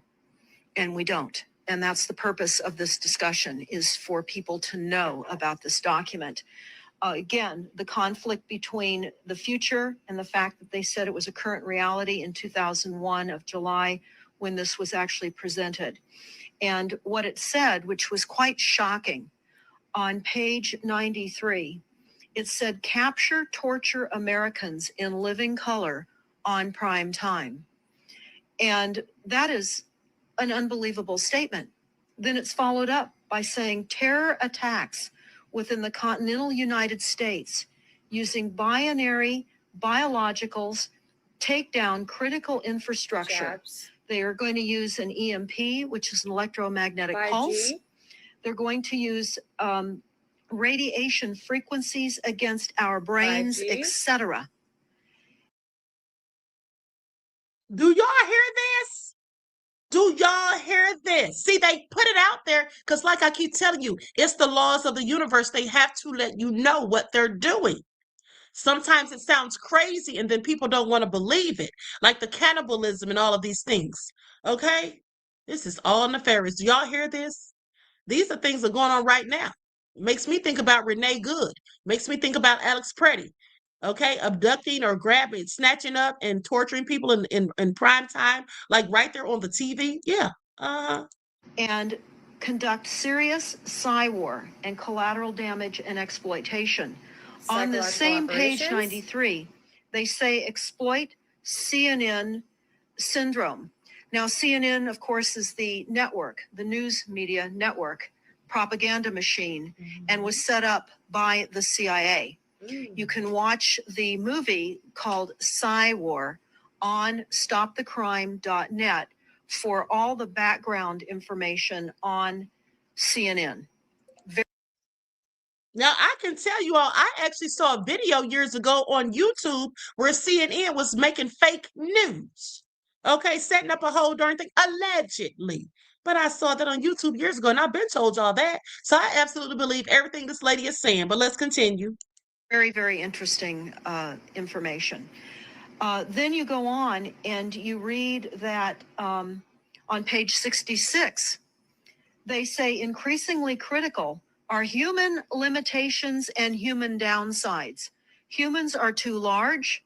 Humans are too heavy, too tender. Humans are too slow, both physically and mentally. And we require huge logistical trains, meaning we cost way too much money to maintain. And humans have rapidly decreasing to negative value. Can you even believe this? I mean, you're hearing this, and it's got to be rather shocking coming off of a NASA website, particularly when some of the agencies that are involved are the U.S. Air Force, DARPA, the CIA, the FBI, Southern Command, Atlantic Command, Australian Department of Defense, and other agencies. Y'all hear that? We've been living in a whole matrix, okay? We've been living in a whole matrix. Now, let's go to this clip because I meant to show you all about Iran, okay? Let's go to this clip. Trump thought, just like that guy said, Trump thought he was going to talk all that trash and thought he was going to put fear into Iran simply because they went over and snatched up Maduro? Is he serious? He better pay attention. In the heart of Tel Aviv, one of Israel's most populated areas, and a neighborhood that actually came under attack last summer during the 12-day war between Israel and Iran. This is an Iranian missile that got past Israel's vaunted Iron Dome system. And the reason this is a concern is if the United States and Israel, for that matter, were to attack Iran, they have to prepare it for this level of retaliation, not just an intensity of what Iran has in its arsenal and what it's able to fire in a short period of time, but what might happen if this is going to be a prolonged conflict between the United States and Iran, and what that may mean in order to protect U.S. forces in this region, which are well within reach of Iran's missile capacity, which we understand had been severely degraded last summer, but they have been able to replenish those, the Israeli intelligence officials tell us, and they have plenty of ballistic missiles that have this reach and more, with the possibility of attacking Israel, which is first in line, and then U.S. forces in the region with this current missile capacity. So it's All right, all nefarious. Now, let me tell you all something. So let's talk about the Epstein files for a minute or two. So you know how they're talking about Donald Trump, right? Being redacted, having his name redacted in the files, and then his name was in there like 38,000 times, I do believe, before they unredacted the files. And then after, it was over 1 million times. Okay. Miss Lady and Aset Ra, thank you both for the contributions to my Cash App, beloveds. I appreciate you. Peace, love, and blessings. Okay, so now, Sosa said, Queen been warning us. Okay, now let's go to this, because here's the thing. They said Donald Trump's been telling them, we already know that he had them to redact his name, but this guy says even the word don't is redacted in the files. And I noticed that too, and I'm like, why are they? And I even think I showed you all a file where they had that word redacted. And I'm asking myself, why the hell are they redacting the word don't? Well, come to find out, this guy seems to think it's because it looks like Don T, like Donald Trump, apparently. Pay attention. Just heard the word don't in the Epstein files, presumably because it's Don T. This is not even a joke. If you look at this page from the Epstein files, this is an email from Epstein to someone whose name is redacted. But what's also redacted is the sentence, I was going to take polo lessons in Calgary, but I don't think my body could handle it. So just another sign that these Epstein files are not at all what they're supposed to be. And I think that everyone who's taking the bait and running with it in terms of like ignoring the fact that Donald Trump's all over these, especially in redacted places that we don't even know if it's him. People are suggesting that we just assume it's Donald Trump anytime a name's redacted. And I honestly kind of agree, because he clearly had them redact his name, even though that's against the law. And I don't know what's being done about it, because like people are just going along with the fact that all these powerful people are being exposed. Yeah, absolutely. People are just going along with it, not saying anything. Okay, but hold on. Remember what I told you all about the cannibalism, and remember what we've been hearing for years about McDonald's. Okay, so please pay attention, because here's what somebody had to say. Hold on, let's get into it. This is all nefarious. How do y'all still eat McDonald's? I have so many questions. I heard these rumors about McDonald's probably over a decade ago, like probably 15 years ago. I'm not even joking. Now I haven't eaten that crap since. Meat in McDonald's burgers. I'm a former McDonald's corporate chef. And for whatever reason, a previous post that I made talking about what's in McDonald's beef, a bunch of you are still commenting that there's human DNA. For sure, human DNA, human meat in McDonald's beef patties. So what you're going to do, all right, you got to go buy yourself some McDonald's burgers. You don't believe me, so nothing I do or say is going to convince you, so you're going to have to do work. Try to buy that burger. You're going to cut it in half. You need to retain half of that. Take half of that, put it in a Ziploc bag, put it in your freezer or whatever. You're going to take the other half, and you're going to search in your area any food testing labs that are in your area. There used to be one here called Silicur. I think it's called Mirio, whatever. You can send that meat in and have them test it for human DNA. If the results come back positive, then you get to sue the pants off of McDonald's. So anyone in the comments that says, yes, there's human DNA in McDonald's beef patties, your next step is to go get meat, go get it tested, and get the answer. If you're not going to do that, then you could just shut the That's not even the clip I was looking for. There was a clip that I found last night, and I can't remember which email I sent it to, where basically this lady was talking about them eating people. She was supposedly a victim. Okay, that's what I meant to play. Not him going off the rails because people don't believe it. But hold on.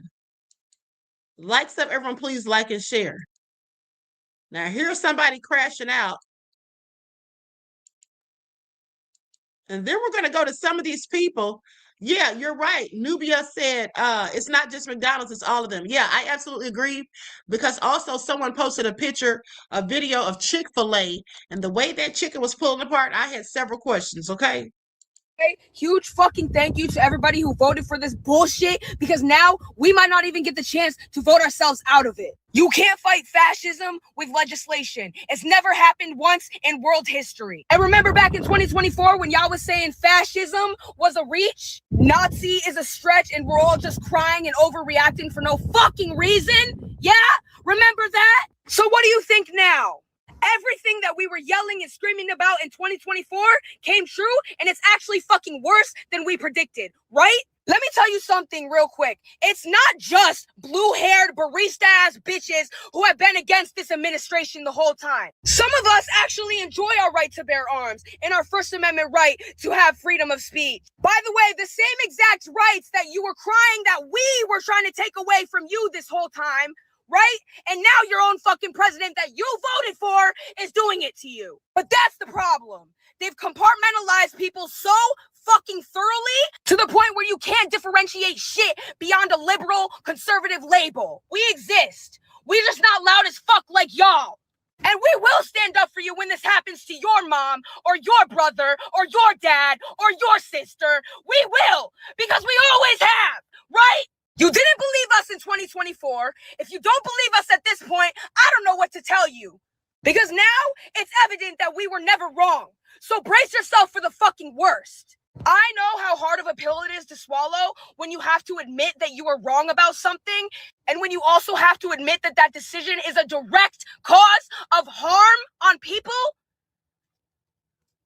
But it's time to learn some fucking accountability as a goddamn adult. Okay, so she's crashing out clearly, and I can't say a thing because I was crashing out too. Okay, I was crashing out too, so clearly I can't say anything. And here's the thing, she should be crashing out, and I think we all should. We all should be equally ticked off at the end of the day. Okay, and here's the thing. A lot of these people, like I told you all, who voted for Trump, in fact, now have buyer's remorse. Okay, they have buyer's remorse. We're going to get to some of them. But before we do, I want to say thank you to Measured Man, Teal, and Danielle for your Cash App donations to the Queen. Okay, thank you, beloveds. I appreciate you. Peace, love, and blessings. Now, Barilla says, but Chick-fil-A is anointed by Jesus. I know you wish, beloved, okay? Not Chick-fil-A of all places, right? Okay, that's a good one, honey. But yeah, you got to see that video. I'll have to show it to y'all where that young lady went and bought that chicken, and she said it was real sketchy how that chicken was pulling apart like cheese. It was pulling apart like string cheese. And she said she wasn't even going to eat it, and I wouldn't have eaten it either. Okay, but Barillas, thank you, beloved, for your contribution to the channel. Peace, love, and blessings. Okay, so now let's go to someone who was MAGA, but now they have a whole side eye for Trump.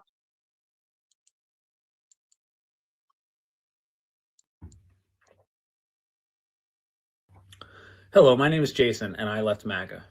I supported Trump because I enjoyed antagonizing people. I feared responsibility. My alcoholism, which became a physical addiction, fueled obsessive behavior. This lack of rational thought prompted me to attend the Stop the Steal rally, where a violent riot broke out and we all competed for Trump's attention with a violent vengeance. The government held me accountable for my actions before I was ready. During my rehabilitation, I finally put the bottle down and was better able to understand the consequences of my actions.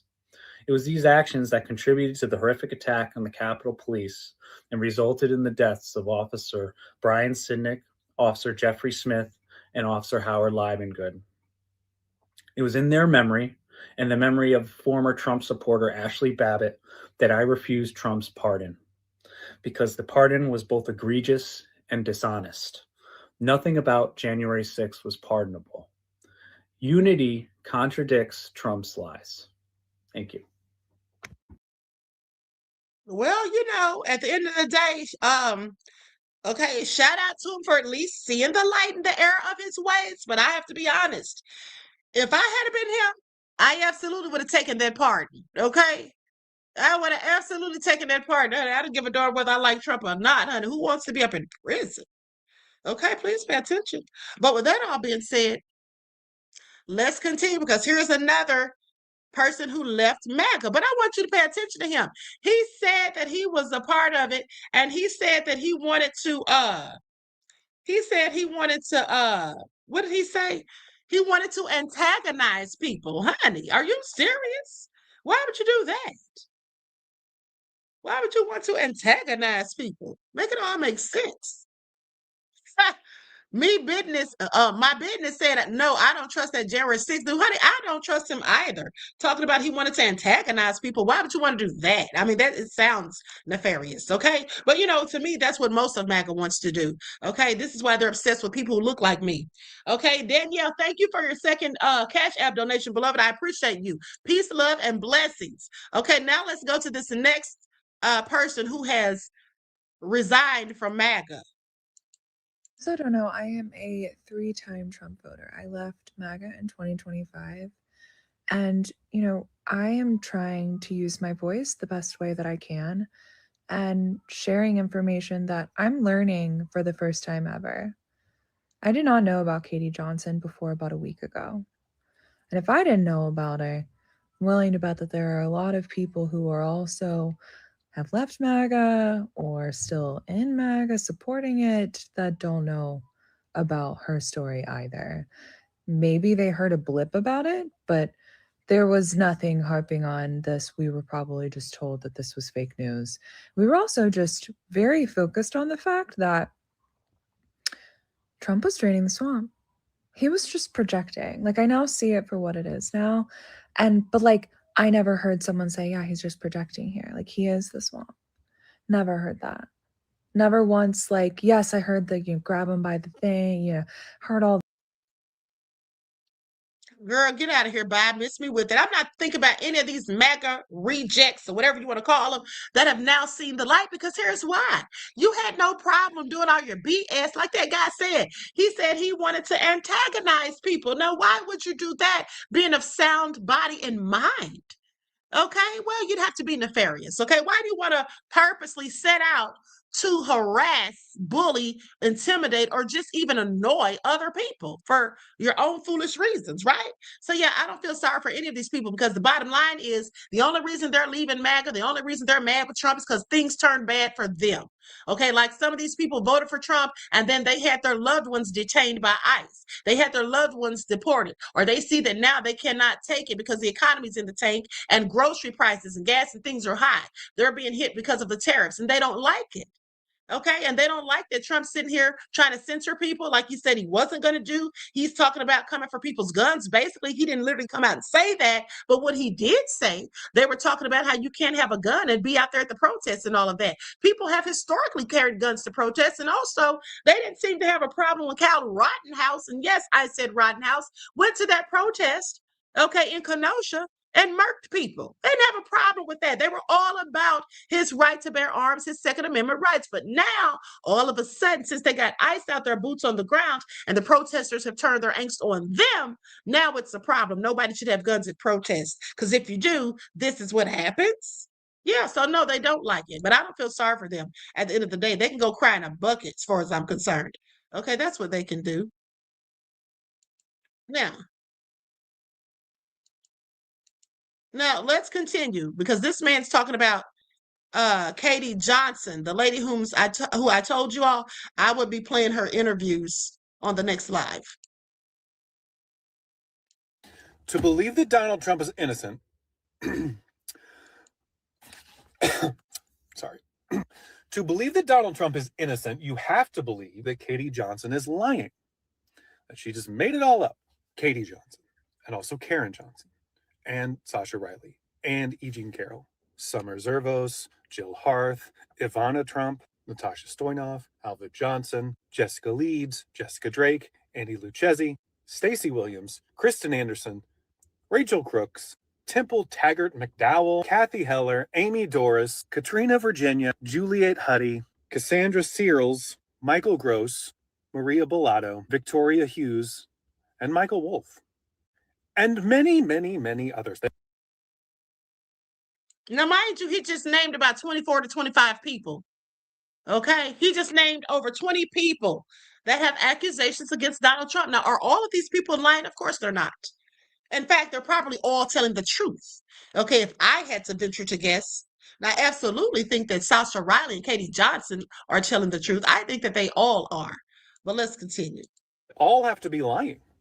Oh, and whoever called in all of these tips to the FBI, yeah, all the ones found in the 2% of the mentions of Donald Trump that his DOJ has let us see. You have to believe that all of these people and so many more are all lying about the same person, engaging in the same conduct, and that they've been doing this since long before he ran for public office. You have to believe that this birthday letter was planted in a bound book 23 years ago. Remember that teenage girl beauty pageant that he owned, that he bragged about going backstage and seeing them naked? You remember that? There has to be some not nefarious reason that he made them all sign NDAs. Oh, and also all of his models. You have to believe that Jeffrey Epstein was lying when he said that of all the terrible people that he knew, that Donald Trump was the worst of them all. You have to believe Donald Trump was lying when he said he grabbed women and then reaffirmed it under oath in his E. Jean Carroll deposition. You have to believe there's some non-nefarious reason that he and his DOJ have blocked 98% of the mentions of his name in those files. Not only do all those people have to be lying, but you have to believe the word of the man who has more documented violations of the 9th commandment than anyone in human history. That he's telling the truth when he says that the files that mention him 38,000 times completely exonerate him. With that said, I believe Katie Johnson. Thank you. And I do too. And anybody else who said something about Trump, nefarious.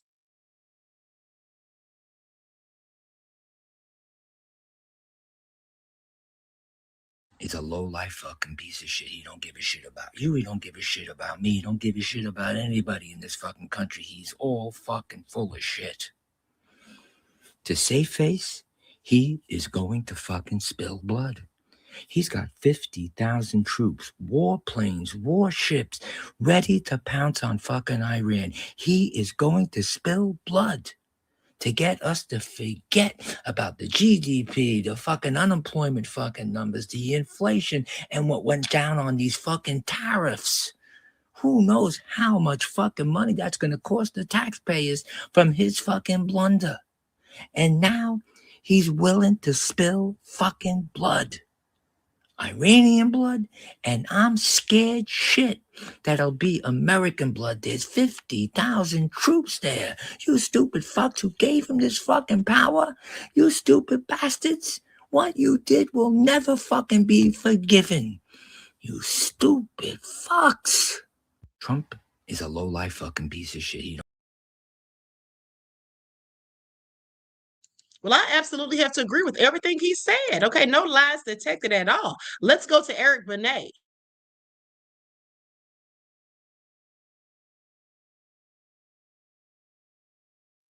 I have lost all faith personally in the justice system. So the best thing we can do is expose what happened, expose who did it, and hope that they get shamed out of civil society. See, that's what the fuck I'm talking about. That right there, we need more of that. I knew all them Republicans wasn't evil. Well, not 100% evil. They pretty evil. But we need more balls like this. We need more backbone like this. That's Nancy Mace. So now we got Thomas Massey and Nancy Mace. We need some more. Where the fuck y'all at? Come on. Mace and Massey. Sound like a fucking folk group from the 70s. Eric Benet, I wish you hadn't cut your locks off, beloved. Okay, still handsome though. Now, let's go to this clip because remember last week when I told you all that that Jeffrey Epstein is the one who started Bitcoin and somebody tried to challenge me on it, but I had receipts and they didn't? Well, check this out. Listen to what this man says. I find this all interesting. Now, he doesn't come out and say it's Jeffrey Epstein, but there's a picture of Epstein on there. But listen to what he says out of his mouth. Okay? Jeffrey Epstein started Bitcoin, allegedly, for his trafficking operation and used a pseudonym. Like I told y'all.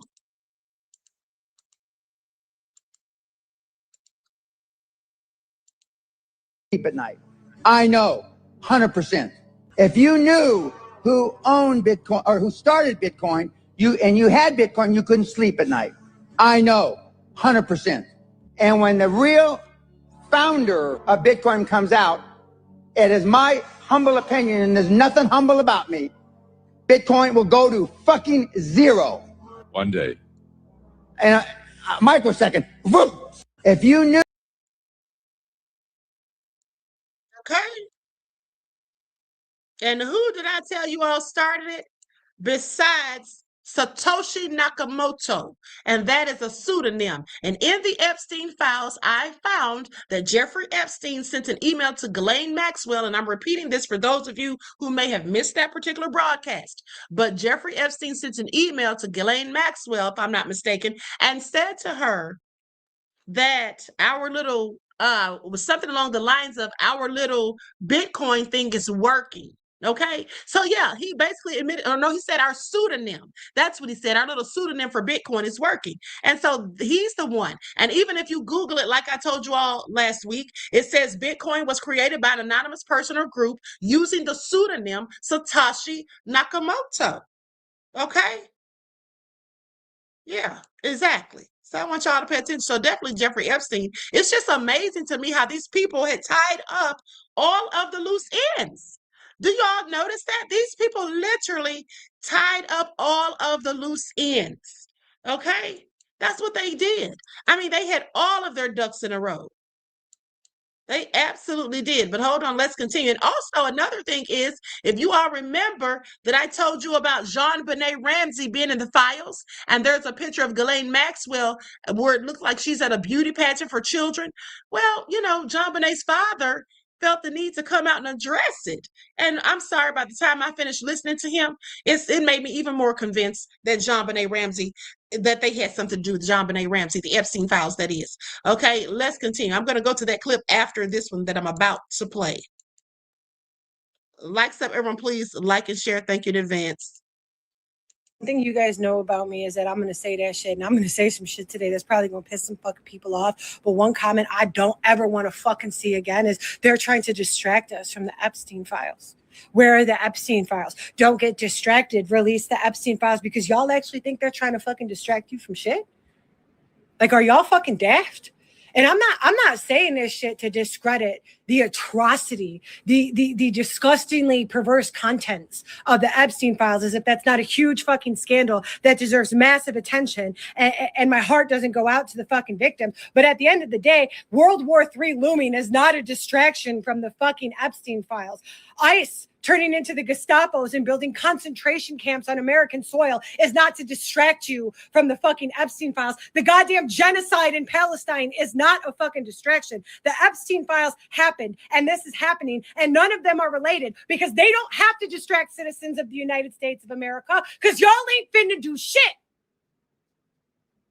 They don't have to distract you when they have successfully fucking divided you. They can do whatever they want, whenever they want, to whoever they want, however they want, and y'all ain't finna do shit but fucking argue about it on the goddamn internet, as if overthrowing fascism is gonna happen on social fucking media. Every single time there is an American atrocity, they intentionally bankrupted our economy so they could buy it on clearance. They bankrupted our fucking farms and then outsourced soybean farming to Argentina to a $20 billion bailout while our soybean farmers collapse. Australia is now selling beef to all of South Asia while our cattle farms fucking collapse due to Trump's fucking tariffs. Unions are being fucking dismantled. Coal miners and oil riggers are going without fucking work. $506 billion in the American budget has completely been unaccounted for from the Department of Defense. They have failed their tax audit for 8 consecutive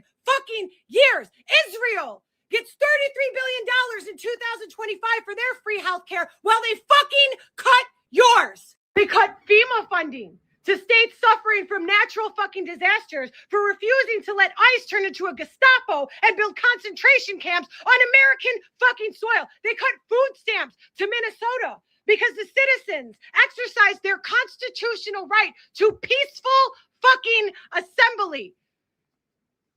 They're shooting citizens in the fucking face on broad daylight with hundreds of cameras recording unarmed fucking citizens. And you guys are arguing about the shit in the fucking comments. They kidnapped the president of a sovereign fucking country, stole all of his oils, and didn't put a single dollar, not one fucking dollar that they gained in profit in the Federal Reserves. No, it went to Trump's offshore bank account. He admitted that shit on national fucking television. Yep, sure did. Now, with that all being said,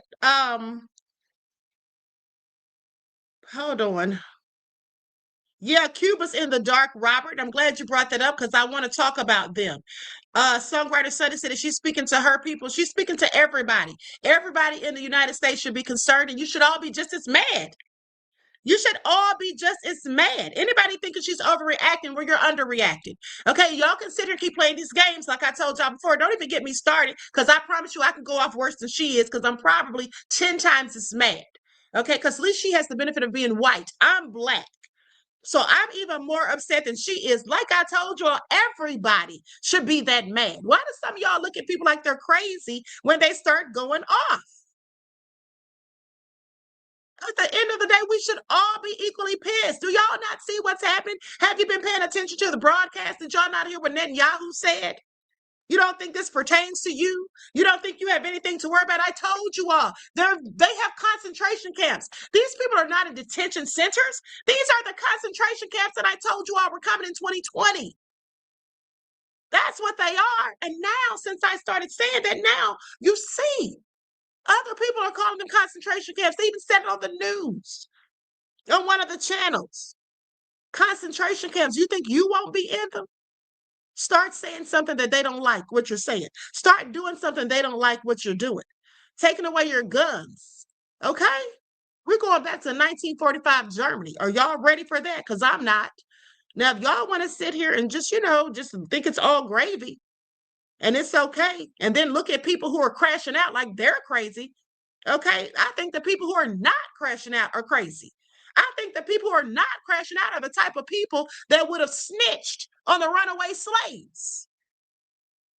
Okay, that's what I think. The people who are not mad about this, the people who don't feel anything, the people that think it's, just another day, another walk in the park, the people that are so unbothered, like life is going on as usual, I have to ask myself, what in the hell's wrong with you? Are you that docile? Are you that afraid? Are you not your ancestors? Who are you?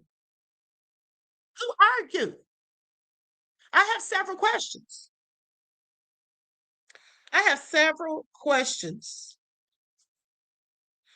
Evelyn said unarmed citizens shot when they've been shooting us every day. Exactly. But it's going to be worse than that. What you have seen, Evelyn, what we have all seen, it's going to be 10 times worse than that, honey. Okay, I promise you. Y'all better get ready. And if you don't know the gravity of what I'm talking about, go read the book of Revelation. Okay, go read the book of Revelation. And then when you're done, go back and listen to what Netanyahu just said on this broadcast. Okay? So with that all being said, let us continue. Now, let's talk about JonBenet Ramsey. Then I want to talk about Cuba, because what they're doing to Cuba is also dastardly. They're sitting there starving those people out.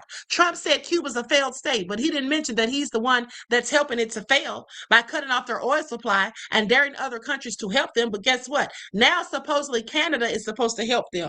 Okay? These people are going 20 hours a day, 19 and 20 hours a day in darkness. Okay? It looks like a wasteland in some of the videos that I've seen. So anyway, let's continue. Likes up, everyone, please like and share. Thank you in advance.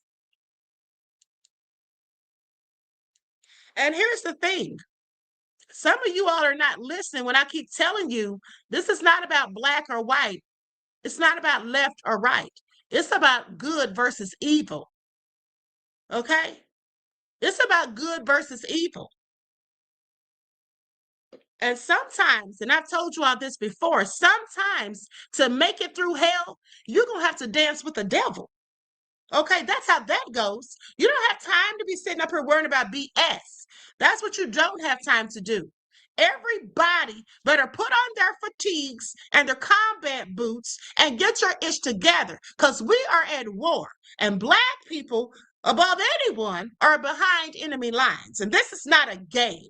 Keep playing like it, okay? Because these other people are getting ready to get on the battlefield. Now, if you want to be on the playground, you go right ahead. But don't expect me to be there with you, okay? Don't expect me to be there with you. Because like she said, we can sit here and talk about this on social media all day long. But what is anybody really going to do? Okay, I've been telling y'all that at the end of the day. But let's continue.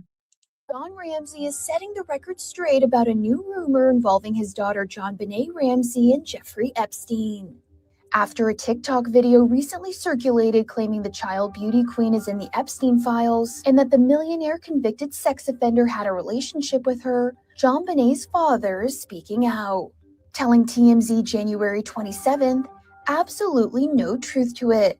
I haven't seen this, but with AI, anything is possible.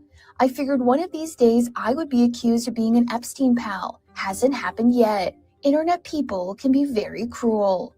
The viral video also alleges that Epstein's co-conspirator Ghislaine Maxwell, who was found guilty on several charges including sex trafficking of a minor, was at JonBenet's 6th birthday party. Another claim John denies. E! News has reached out to John for comment, but hasn't yet heard back. These conspiracy theories come 30 years after JonBenet was found sexually assaulted, beaten, and strangled in the basement of her family's Boulder, Colorado home the day after Christmas. Following her death, authorities initially suspected parents John and Patsy Ramsey. However, they were never prosecuted. Patsy later died in 2006, and the case of JonBenet's mysterious murder remains unsolved. John Ramsey is setting the record straight about. Now I want you all to pay attention. He's setting the record straight, and then supposedly, according to this, he said something about AI. He said AI, or he said something about AI. I want you all to pay attention, because didn't I tell you all that some of these people are going to start blaming this stuff on AI? Yeah, that's what they're going to do. And if those videos of Trump are released, that's exactly what Trump's going to do. His whole administration is going to try to lie and tell us it's AI, but it won't be. It'll be real, in my opinion. And also, I find it interesting that he said, John Ramsey allegedly said, according to that report, that he always thought that one day he'd be accused of being tied to Epstein. Now, why would he think that? Why would he think that? I've never in my life thought that one day possibly I'd be accused of being tied to Epstein. How about any of you? So why would some person just think out of the blue, somebody who didn't even know John Ramsey or Jeffrey Epstein, didn't have anything to do with him or his nefarious global trafficking scheme, why would they think that one day? Well, that's because if you did something, this is my opinion, of course, I can't substantiate it, but to me, it makes sense that if you had done something nefarious and been involved in something so depraved, that you might have in the back of your mind that just one day you're going to get caught. One day that secret's going to get found out. One day people are going to know what you did. Is that what it is? J Love the Queen said guilty conscience. I have to absolutely agree. Okay, I find it all interesting. Okay, I find it all interesting. Now, let me just say this before I get out of before I go to the next segment about Cuba, and then we're going to get out of here. Okay, we'll do our Black History this weekend. Okay, I don't really have time today, but let me say this. I had a dream, and then when my clock went off this morning, it woke me up. I don't remember the entire dream, but let me tell you all what I do remember, because this was real crazy to me, and it may be nothing, but y'all know I have these prophetic dreams, so I like to talk about when I have these strange ones. So I had this dream last night, probably late this morning, rather, or early early this morning, I would say, because like I said, my alarm clock woke me up at 7 and I was dreaming at that time. So anyway, I had this dream that me and this girl, there was some type of event that was going to happen. There was a news report. And I want you all to pay attention, because if anybody can figure out this dream, let me know, because I haven't deciphered it yet. So in the dream, the sun looked like it had moved markedly closer to the earth, the sun. It was really, really hot outside. There was a news broadcast that got everybody's attention because people started coming outside in my neighborhood, to see what they were talking about. So they said that the sun was closer to the earth, and it seemed to have some sort of illuminated circle around it. Like there was a circle around the sun, but it wasn't the same color as the sun. It was more of a illuminated white color. Okay. And the sun, of course, is yellow or like a golden color. So you could clearly see this thing around the sun. Now, they said that at some particular time, something was supposed to happen it was pertaining to the sun. And people were going to start acting really crazy or whatever. Now, they had this big event that was somewhere out of town, but it wasn't that far apparently, because I remember we were going to go on a bus, like a charter bus. So it was me and this girl. I don't know this person in real life. Like, it's just not somebody I recognize, but it was a person who was supposed to be friends with me. And me and her knew that there was something, there was something that was going to something really bad was going to happen. And we were trying to figure out how we could stop it. So we get on this bus, and there's a lot of other people going to the same event. When we get to the event, there's supposed to be having like some big competition, and I can't remember even what the competition was, but it was a big competition they were having. And the only reason we were going is because we knew there was going to be lots of people there, and we wanted to warn them about what was going to actually happen with the sun, because whatever they said on the news, it's not really what was going to happen. It was something more sinister, and they were trying to sideline us, basically. Okay. So anyway, long story short, we get to this place, and there's lots of these wealthy, elite people there, specifically older white men. And the place was very dark, and they had us go into this like an auditorium, and there was a stage, and there was lots of seats, and it was dimly lit, like the lights weren't on. It was like dark, like in a movie theater, and everybody's getting their seats and everything. And I remember looking around saying, why are all these rich people here? What are they up to? And then I could have sworn that I saw Robert Kraft, that owns the Patriots. One of the older people that I saw was him, one of the wealthy white men. There was a bunch of wealthy white men. They all had on these black suits with bow ties and white tuxedo shirts or whatever. But anyway, it was something sinister was going to happen. And then I think that whatever they were doing, when the sun got in a certain position, these people were going to turn into something like vampires, maybe. They were going to shapeshift and turn into something else. Like anyone that was a part of this event, they were going to turn into something. And that's the reason they were called there. Yeah, they were called there under the pretext that they were there for a competition, and they were supposed to be winning like maybe $100,000. It was a lot of money, but it was all a hoax. And me and the girl knew it. I don't remember how we even knew. I don't even remember how we knew, but we came there to try to do something to stop it. It was just all crazy. I can't remember the whole thing. Maybe I'll dream it again tonight and get the rest of it, because that also happens to me. Sometimes I have these reoccurring dreams, like the ones I told you all about, the extraterrestrials coming to get me. Okay, so anyway, I don't know what it was all about, but it was very strange. Says Hunger Games. OG Patrice says satanic demons. Sheila said, Queen, your dreams are so vivid. I know, sometimes they're like movies. Okay. And the other night, in fact, a couple of nights ago, I was remote viewing again. Okay. But that's another story for another day. Now, with that all being said, let's talk about what's going on with Cuba, because this is all so egregious. They are starving these people out. I want you all to pay attention. This is so inhumane. And then Trump brags about it. And after the U.S. has the nerve, the audacity to go around to other countries. And here's the thing. Oh, let me just tell you all this. Check this out. I forgot to tell you all this. So do you all know that they have ICE down there in Gainesville, Georgia? Okay, Hall County. They have ICE down there, right? And so guess what's down there? Guess what's down there in Gainesville, Georgia? Well, I'm so glad you asked. That's where they have the world supply of chicken. Okay, now why is that important? Because you know a lot of immigrants work there. Let's go to that before we get into Cuba, because we might be starving in a minute, because Gainesville is not just the biggest supply of chicken in the United States or chicken supplier in the United States, it's the biggest supplier in the world. Okay, that's what many people don't know. And so with that all being said, they've got these ICE agents down there and they're opening up. Hold on, let me just go to this video because I had no idea until I saw people talking about it on TikTok. Likes up, everyone, please like and share. Thank you in advance. Okay, so hold on. Let me see what Vince I Am is saying. Hold on. Vince says, sounds like the crocodilians running away from Galactica or from Galactic Federation, who are already here to lay down the law, allegedly. You know, I don't know, but it was something very nefarious that was going on. It was something very sinister. I wish that clock had not waken me up out of my sleep. Okay, but anyway. All right, so now let's go to this clip. You know, Gainesville, Georgia, is known as the poultry capital of the world. That's right. This city in Hall County supplies chicken to tables across the globe, and it's even home to the Georgia Poultry Laboratory Network. But Gainesville isn't just about poultry. It's a city with deep roots and resilience. Back in 1936,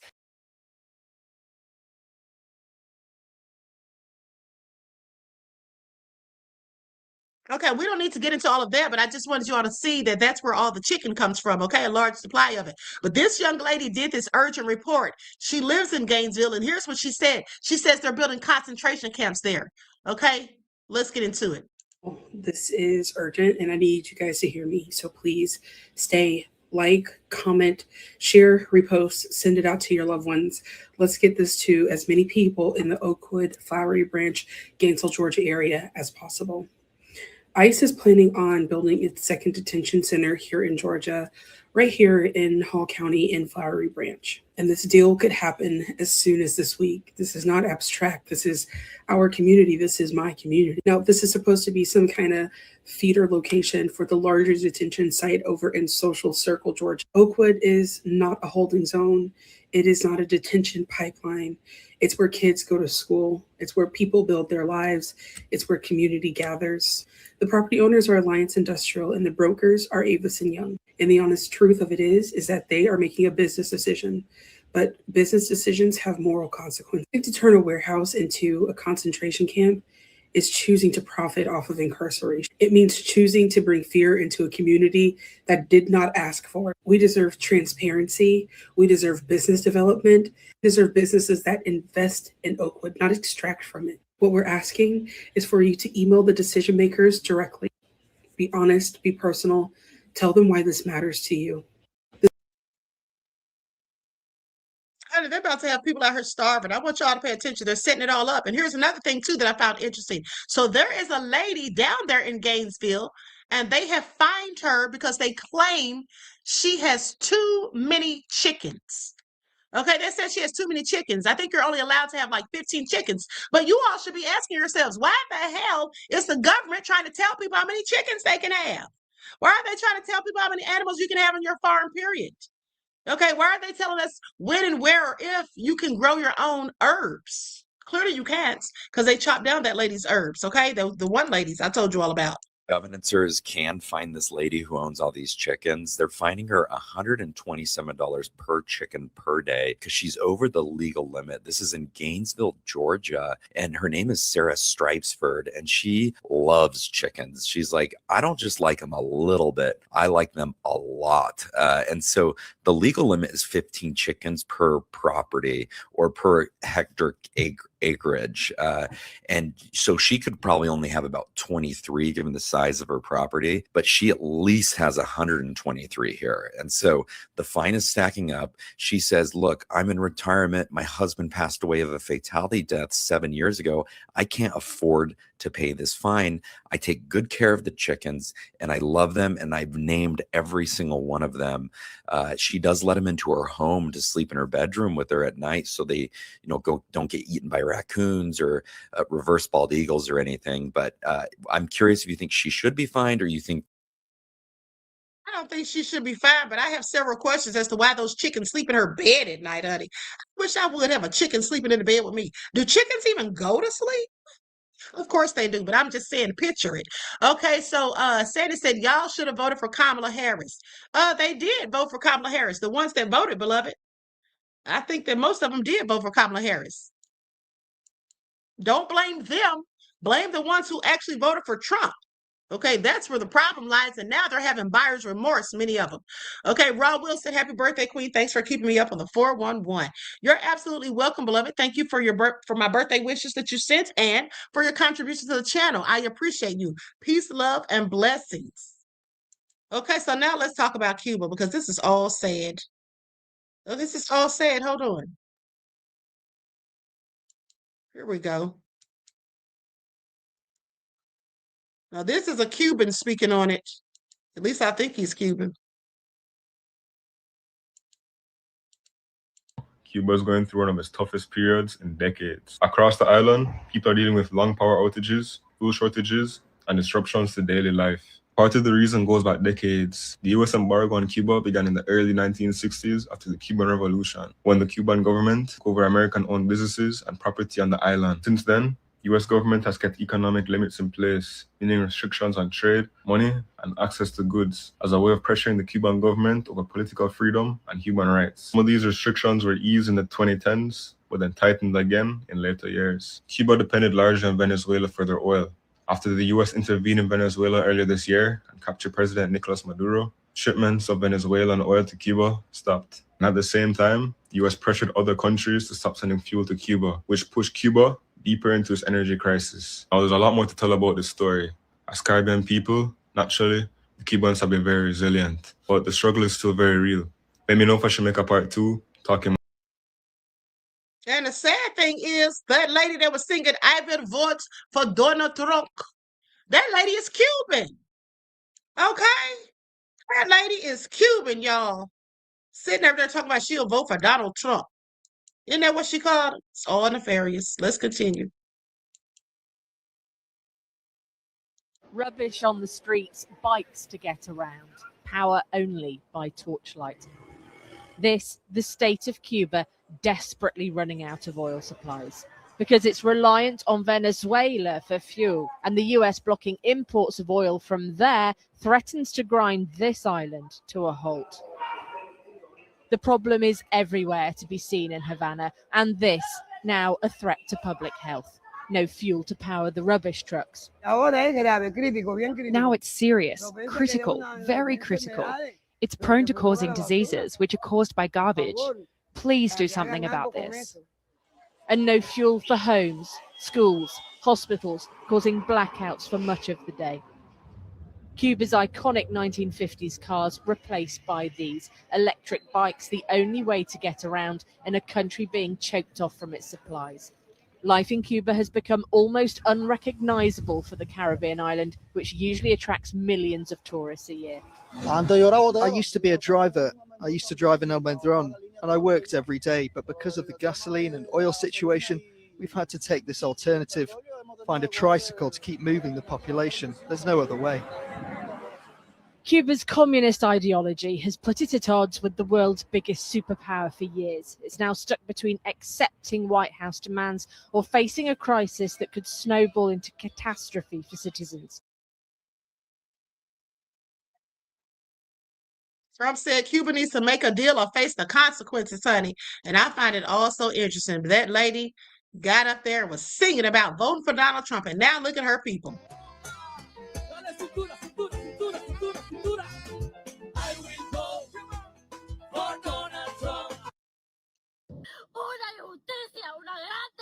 It's been happening frequently at the 333 Miami Avenue Federal Court building. Janet Correa's husband was detained this week. According to her immigration lawyer, he has already been placed on expedite removal. That's unfair. This is unfair. I'm so sorry. I can't work. I don't know how I'm going to say that to my. I just don't understand how you could be that naive that you sit up there and vote for the man who already told you that he was going to be deporting people. Why would you not think that pertained to you? Like, that is absolutely foolish. Okay? Absolutely foolish. By the way, this is off topic, but just for those of you who missed it, the battle between 50 Cent and the Harrisons continues because now Damani entered the chat. Did y'all know that? Once in the chat, if you did. Damani entered the chat, and Damani came out with a diss song for 50 Cent as well. So did King. King's kind of sounds auto-tuned, but Damani went in, okay, in a very respectful way. Everything he said was absolutely true, and he did it in a nice, eloquent way. I loved it. Now, with that all being said, Sheila, thank you for your contribution to the Cash App, beloved. I appreciate you. Peace, love, and blessings. Okay, so, honey, they're not letting this go, honey. Tiny is loved by her family. All right, 50 Cent should have thought twice. Now, with that all being said, let's talk about this human meat, because I told y'all it was coming, and we still didn't get into Hilary, and we'll get into that in a second. Well, hold on. Let me pull this up. Okay, now here's the video I was looking for earlier when I played that guy. This woman says there's human DNA in fast food, honey. A good portion of it is all human meat, all human. It's all human. The amount of people killed, sacrificed, ground up, and fed back to you is more than the cattle that's on the earth. Let's put it that way, okay? We would steer clear of any type of ground meat unless you literally are getting it from a farm where they process their food right there and then, in which case, really it's usually usually a farm. They've got a little store there. They've got, their own package system, their own meat system. Short of that, we wouldn't recommend any type of ground meat to be consumed if you're concerned with whether you're participating in cannibalism or not. And the biggest issue, besides the obvious for most people, moral issue of eating another human being is the energy behind it. And also your bodies are not designed to consume each other. So they cause it causes health problems as well and things of that nature. And we know that you all have participated in it so far in your lives. Everybody's been eating this stuff. Everybody's been eating the fast food hamburgers. Everybody's been eating the ground up stuff and things like that. But we're just telling you, in fact, a good portion of it. Y'all hear that? Are y'all grossed out or what? Now, mind you, I don't know if this is true. I can't substantiate or confirm any of this. I'm just playing the video. But guess what? Imagine if it were true. I mean, did y'all see the movie Soylent Green? All sounds nefarious, honey. Okay, I have several questions at this point. I do know that they have some kind of ground up meat that they sell in the grocery store that they don't even tell you what kind of meat it is. Okay, it just tells you what it could be. All right, I always thought that was crazy. So anyway, needless to say, I've never eaten it. All right, so with that all being said, y'all just stay prayed up, honey. Y'all better just switch to a vegan or vegetarian diet or whatever. Y'all need to be doing something different because I'm telling y'all right now, this stuff is getting real out of pocket. Also, let's not forget how they have foods that the FDA approves in the United States, but they're absolutely banned in other countries. Now, why is it okay for us to eat it, but not these other countries? Okay, you should ask yourselves that.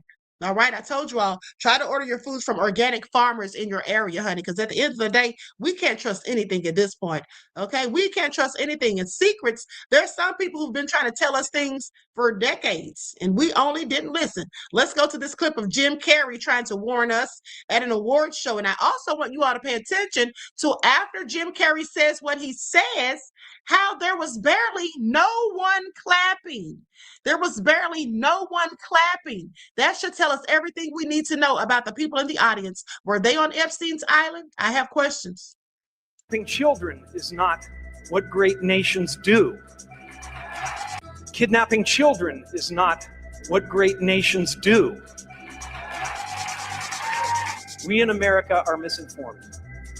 Reality shows have warped our idea of what a hero is. or what the truth is. Kidnapping children is not.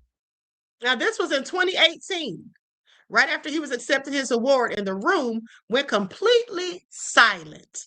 Okay, there was barely a clap for that poor man. And also, for those of you who follow the spiritual channel, I think that I told you all that Jim Carrey is the first one that I learned about the Christ within energy from. He's the first person I ever heard talking about that. You won't hear any other celebrities talking about that. That's very highly conscious esoteric knowledge. Okay, so I heard him talking about it, and that made me curious, so I went and dug up all this research and really went down a rabbit hole. Okay, so now with that all being said, let's continue. Likes up, everyone, please like and share. Now let's go to the video clip of them messing with time, supposedly. Oh my God, are you serious? Dang it, I can't show you all the video. I have to log in. Crap. Okay, I'll have to download it another time and show it to y'all. Okay, so with that all being said, let's go. What is this right here? Hold on. Hold on, beloveds. Let's go to Hegseth first. And then we're going to go to this Mexican guy roasting the U.S. about the Epstein files. Okay, but let's go to Hegseth with the fake weights. Oh my God, are you kidding me? All this stuff is making me want to make him tell me to log in. Okay, skip that. Hold on. Don't worry. It just means we'll get done quicker. Okay, now this guy is clearly a Mexican, and he's going in on the U.S. about the Epstein files. U.S. got to stop worrying about what the hell is going on in Jalisco, Mexico, and start tripping about them Epstein files and what the fuck Israel is doing, homie. Because ain't nobody been held accountable. Ain't nobody been rescued, homie. Y'all worrying about the wrong shit, dog. The U.S. got to stop worrying about what the hell is going on in Jalisco, Mexico. Well, I guess he told us. Did you hear it? Did y'all hear it? Y'all got to stop worrying about what's going on with them, okay? Start worrying about the Epstein files because nobody's been held accountable. Okay, no lies detected, but you know where lies were detected? Let's pull them up. With Bill Gates. Y'all remember when Bill Gates acted like he wasn't, involved with Epstein, and they said something about he tried to get something for STDs and tried to give it to his wife so she wouldn't know or whatever. Well, here it all comes out in the wash. Y'all see this? I did nothing illicit. Now he's fessing up. I saw nothing illicit, the Microsoft co-founder said after admitting that he slept with a Russian bridge player and a Russian nuclear physicist while married to Melinda French Gates. Bill Gates admits to 2 affairs with 2 Russian women while married to Melinda, okay, and apologizes. Bill Gates, sit down somewhere. We already know how he got to sleep with those 2 Russian women, okay? We already know, because I don't think that anybody in their right mind, other than his ex-wife, voluntarily slept with Bill Gates for free. For free. Coins were likely involved, in my opinion, okay? That's all I'm saying.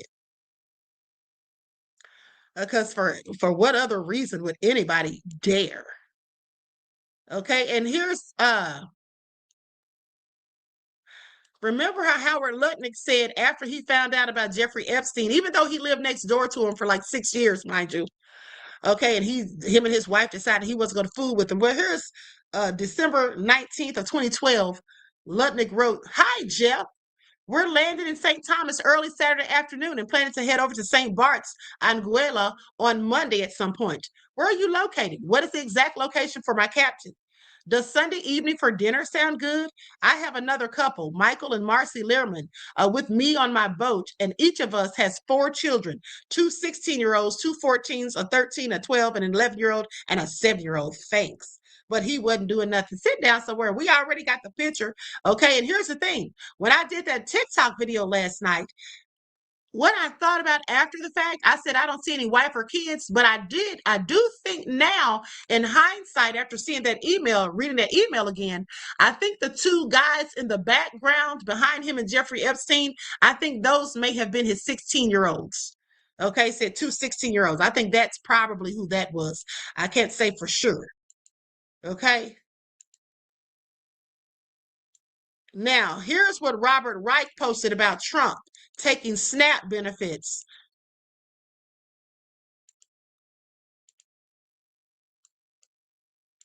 Okay, so now listen to this. Trump bragged about how he lifted 2.4 million Americans off of food stamps. What he actually did was kick millions of hungry Americans, including children, off of vital food programs. Then he took that money and funded tax breaks for billionaires and corporations like Walmart and Amazon, whose workers are among the most likely to rely on SNAP to get by.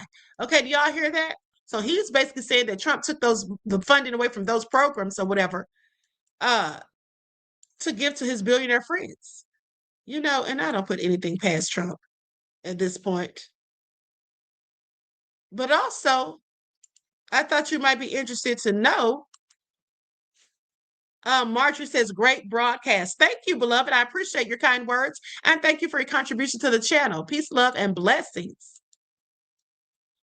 Now, I thought you all might be interested to know that the World Economic Forum chief resigns over Epstein ties. Børge Brende, a former foreign minister of Norway, had maintained contact with the convicted ex-offender. Okay, I already told you all this, though, but just for FYI, for those who missed it. But the U.S. wants everybody to think there's nothing to see here, folks. Okay? Now, also, here's a tidbit of information about Jeffrey Epstein that I thought was interesting, who isn't dead, in my opinion. How Jeffrey Epstein sought to infiltrate the justice system. Okay, now this came out yesterday. Since Jeffrey Epstein didn't beat the justice system by accident, for decades, the New York financier curated a network of influential people, politicians, business titans, media figures, and academics whom he leveraged to build his fortune and restore his reputation after he'd been accused of preying on underage girls in South Florida in 2008. Okay? So his ties and connections is likely what got him off. I find it all interesting. Okay, so with that all been said, let's go to this clip. Hold on, this is a lifeline. Yeah, Jay McClendon, I think he's still alive as well. Okay, so now before I go to the next thing, let's take a look at this brief clip about the McDonald's CEO. Okay, looked like he didn't even want to bite into his own McDonald's. I want y'all to pay attention. Now look at this. Look at this, you all. Hold on. I've seen a video of the McDonald's CEO eating a McDonald's, and it's probably the funniest fucking thing I've ever seen in my life. The big arch. This is something that we have tested already. Portugal, Germany, Canada. We've tested it on the Germans and the Canadians, and now we believe it may even be fit for human consumption. Love this product. It is so good. I love to consume this product. Yeah, give me 2 burger product, please. This man does not eat McDonald's. He looks like he would try and read the ingredients on the back of a banana. I'm going to do a tasting right now, but I'm going to eat this for my lunch, just so you know. He's making excuses as to why he's not going to eat the burger. I will allow the product to enter at a later date during my lunch. It's been tested on the Canadians. I'm not afraid of it. Try to get this thing. I don't even know how to attack it. The man doesn't even know how to fucking hold a burger. Why'd you let him on here without any practice? He'd be less uncomfortable if he was holding the fucking nuclear codes. Lifeline. That is so good. That will be enough of the product for me, thank you. No, seriously, I'm stuffed. I couldn't eat another slight touch of the lips. The burger is the exact same fucking shape. It's lost less weight than me since I made up my New Year's resolution, which I genuinely didn't think was possible. Anyway, that's enough of the product for both of us. Follow me. Okay, he know darn well he didn't bite that burger, honey. He may have tasted the bread a little bit sitting there. He wasn't eating himself. So if that doesn't make you think twice, okay. Redari said, did he swallow? No, he absolutely didn't. Okay, he didn't want to eat it himself. Okay, it reminds me of when Kevin Trudeau went to that company where they make some of the canned goods, and I forget the name of them, but he went there and asked the guy to drink a cup of the liquid that's in your canned goods, right? It's got chemicals and whatnot, the preservatives and all that. And he told the guy to drink a cup full of it. The guy said, no, I'm not going to drink that. And he said, why not? And the guy said, I'm just not going to. He said, yeah, because it'd probably kill you. Okay, I haven't eaten a canned good since. And when Kevin Trudeau came out and started saying all that stuff, listen, they went and dug up dirt on him and talked about how back in the 80s, I think it was, he'd been arrested for credit card fraud. I don't care if he was arrested for credit card fraud in the 80s. What the hell does that have to do with him telling us about the things that are in food? Okay, specifically canned goods and milk. Okay, y'all drink milk? Because I don't. Because at the end of the day, unless it's some almond milk or something like that or oat milk, but at the end of the day, that dairy milk, please miss me with it, because they, ever since they did that special where they showed how they don't milk cows by the hand anymore, they have these machines doing it and you get blood and pus and all of that sick stuff. I'm sorry, I'll pass. It's a no for me. And why are humans drinking cow milk anyway? Isn't it for baby calves? Okay, think about a mother giving her breast milk to some other animal other than a human. Okay, so why are y'all drinking it? I'm sorry, make it all make sense. And I know they love to lie and say milk, it does the body good, but does it? Because if it really did a body good, why are some people lactose intolerant? Okay, make it all make sense.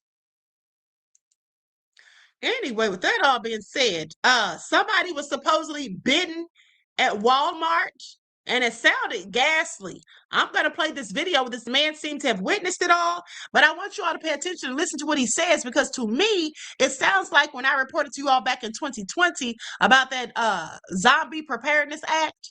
Okay, and then they talked about it 2 or 3 days later on the news and tried to act like it was just a joke. Right? That's how you know they follow the Queen's channel. They can miss me with it. But I want you to also think about the two people that were attacked. The guy that ate the man's face off in Florida, and then that was a black guy, and then the 19-year-old white guy who left a restaurant where he was having dinner with his parents or family, and then saw this woman and her husband sitting under a garage watching TV or just relaxing, and he walked up in there and attacked both of them, biting them. Okay? And then they told us it was bath salts. But then, hey, I saw a report, and this is all alleged. I can't substantiate it, but I did end up seeing a report later on that was possibly some sort of military experiment. Okay, and I have questions. Okay, so now let's go to this clip.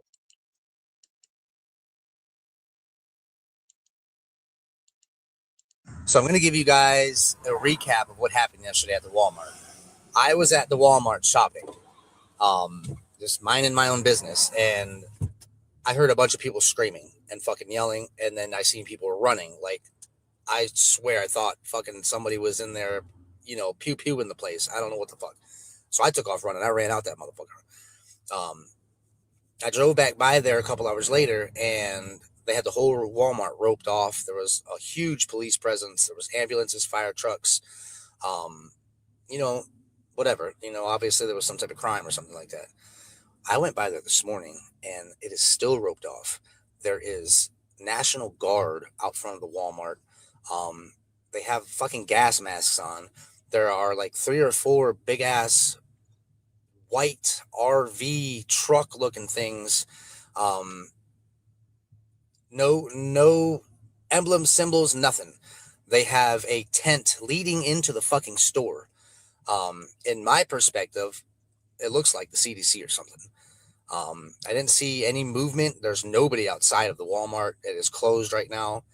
I overheard some people talking because there's like a crowd outside of the Walmart trying to figure out what's going on. Apparently there was a lady in there that attacked the man and was supposedly biting him. One of them said that there was blood all over the floor. People apparently were slipping in the blood when they were running. So I don't know, but that shit sounds crazy to me, like some fucking movie shit. You know what I'm saying? But they do have the Walmart roped off. Supposedly the lady was taken to a hospital, and that's all I know right now. That's all I've heard. I am, listening in. I'm really trying to see stuff. Nothing was said about it on the news, nothing. And usually where I'm at, there's always talk about whatever happens, especially at Walmart's on the news. And it's scary because it seems like some weird shit, some type of, who knows, biological hazard or mishap or who fucking knows. But if the story's true and the lady was attacking a man, I mean, could it be bath salts? Could it be biological warfare? Who knows with what's going on in this world? But I'll keep you guys updated and I'll let you know what's going on. I am going to continue Okay, did y'all hear that? That sounds horrendous. He said all this blood from her biting him. She must have been biting chunks, if this is all true. Ooh, honey, it sounds nefarious. Okay, Dee Dee in Dallas said, Happy birthday, Queen. I love you and the work you do. You are appreciated from your favorite Virgo. Even though you be dogging us out, we still love you. Dee Dee in Dallas, thank you, beloved. I love you to life. And thank you for your kind words and your contribution to the channel. Peace, love, and blessings. I appreciate you. Not that I be dogging y'all out. I do need to stop going in on y'all. Sometimes y'all be talking crazy. Sometimes some of y'all be talking crazy. I be going in on y'all like I'm y'all's mother. I do need to stop, honey. Y'all know listen, I'm a Pisces, okay? Y'all know I'm sensitive, and when I get mad about stuff, I do crash out. Okay, I'll try to do better, beloveds. Okay, thank you, beloved. Okay, so now let's go to Don Lemon, and he has Jolly Good Ginger on with him, and they're talking about the Epstein files are back in the news. What's going on? Okay, so let's get into this. Y'all are something else. Okay, Lana says, enjoy your birthday, Queen. Thank you, beloved. I sure will. Thank you for your kind words and your contribution to the channel. I appreciate you. Peace, love, and blessings. And let's get it started. Okay, I'm going to put an overlay on this real quick. Mr. Elevation said, happy birthday, Queen. We love you. Thank you, beloved. I love you right back. Thank you for your kind words, my birthday wishes, and your contribution to the channel. I appreciate you. Peace, love, and blessings. The story that NPR broke about them withholding the information from the Epstein files that related to Donald Trump, and now other news organizations have jumped in. This is the New York Times today saying the Epstein files are missing records about woman who made claim against Trump. Documents released by the Justice Department briefly mention a woman's unverified accusation that Donald J. Trump assaulted her in the 1980s when she was a minor, but several memos related to her account are not in the files.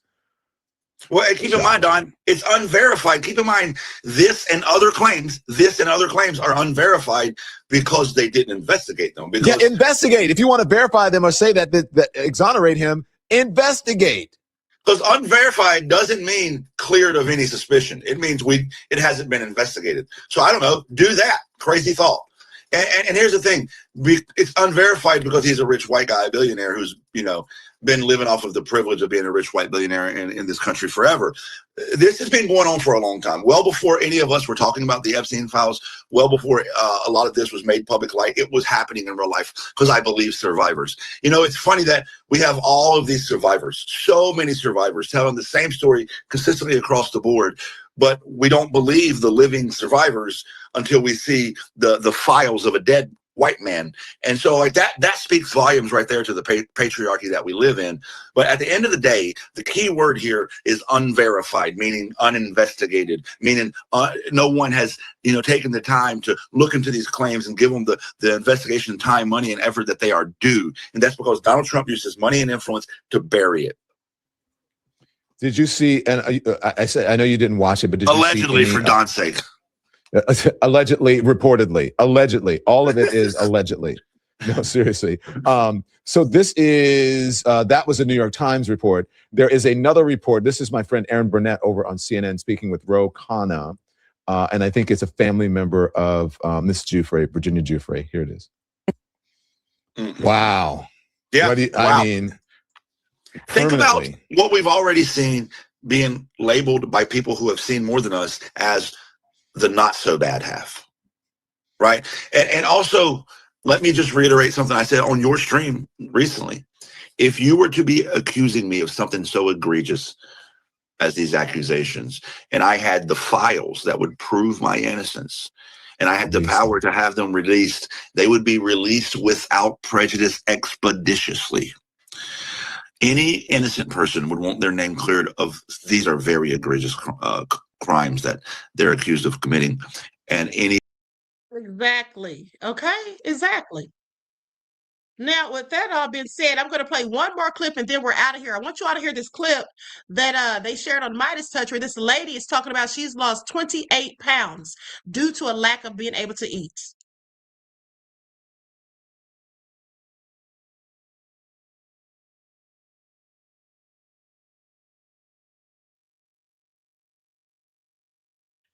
I had my annual physical yesterday. I'm I'm 65 years old. I'm legally blind. I'm on disability. I went to my doc and I lost 28 pounds in the last year. I did not need to lose 28 pounds. I did not try to lose 28 pounds. I lost the 28 pounds because I cannot afford to eat anymore. Under Biden, I'm sorry. I'm so sorry. Under Biden, I was able to put $100 a month away for food, along with my SNAP, and I did okay. I could get fresh fruits, fresh vegetables, and meat. It is just me. But now, with grocery prices so high, propane, electricity out of this world, I now only allow myself $65 a month for food. Sharon, are you on SNAP benefits? Let me tell you, under Joe Biden, I received $80 a month for SNAP. That was taken away from me under Donald Trump. He took it away. He gave me $24 a month. I did receive that for a couple of months.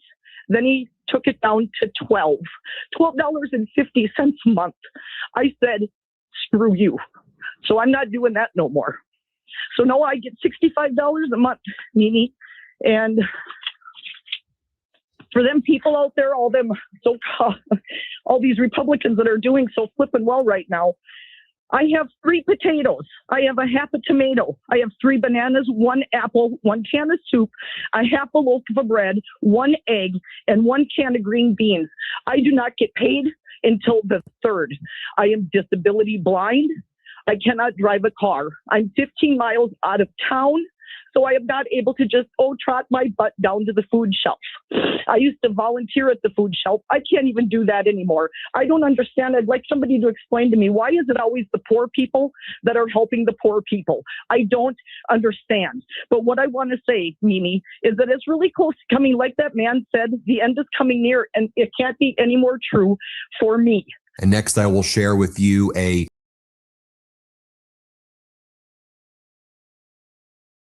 Okay, so that is absolutely heartbreaking to hear. That poor woman is elderly, has health issues, and she barely can eat. Cut off her SNAP benefits, or cut them all the way down to like $12 a month.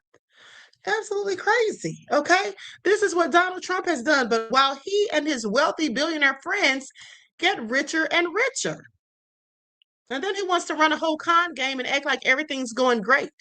And everyone should be so happy and thrilled. And like them harassing people in the streets, or having their Gestapo harass people and murder people, brutalize people, steal from people and all of that, detain people and put them in concentration camps where they're treated in deplorable and inhumane conditions, that we're all supposed to feel like the streets and the nation is safer. Okay? So with that all being said, I'm going to conclude this broadcast. I want to thank you all for tuning in. I want to thank all of you who gave contributions to Super Chats and Cash Apps. I really, really appreciate you all for my birthday donations and for your kind words. I love you all to life. Okay, I hope you enjoy your strong end, not the weekend, leaving you in a weakened state of mind. And I will see you all back tomorrow. Okay, but until then, beloveds, each one teach one. That's how we grow and thrive.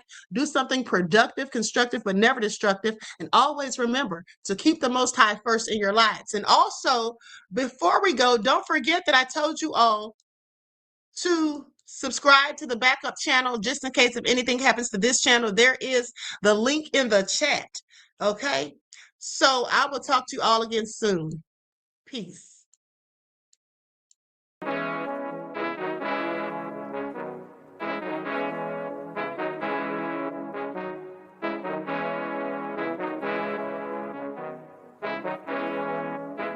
yo, Nick, hit him with that flavor. Soul all in my skin, God all in my blood.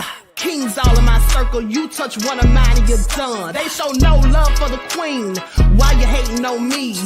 Is it cause I'm free and I got Malcolm X in my jeans? I got dreams like King Luther, shed blood like Kunsa. You ain't helping my people, I ain't got nothing to say to ya. I want all the smoke like hookah, talking reparation. reparations. America won't be great until they give us compensation. I'm like, I'm the hottest right now. See a bunch of lames out here trying to jock on my style. They be doing too much. I'm the queen, it's too easy. It's like they all at Popeyes, how they be talking so greasy. I just sit back and laugh while these haters get madder. So nefarious how they don't want my pockets with cheddar. I tell them they can do better.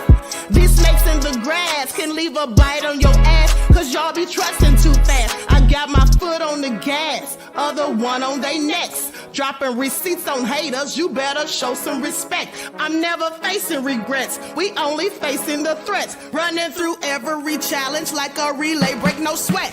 It's a cold game, so I got that blanket with me. Now that my people awaken, ain't no going to sleep. I do not play by my piece, this time I'm playing for keeps. You talking slick, but when I see you like them ends, we gon' meet. And I got gold all in my skin, God all in my blood, kings all in my circle. You touch one of mine and you done. They show no love for the queen, why they hating on me? Is it cause I'm free and I got Malcolm X in my jeans and I got gold all in my skin, God all in my blood, kings all in my circle. You touch one of mine and you done. They show no love for the queen, why they hating on me? Is it cause I'm free and I got Malcolm X in my jeans and I got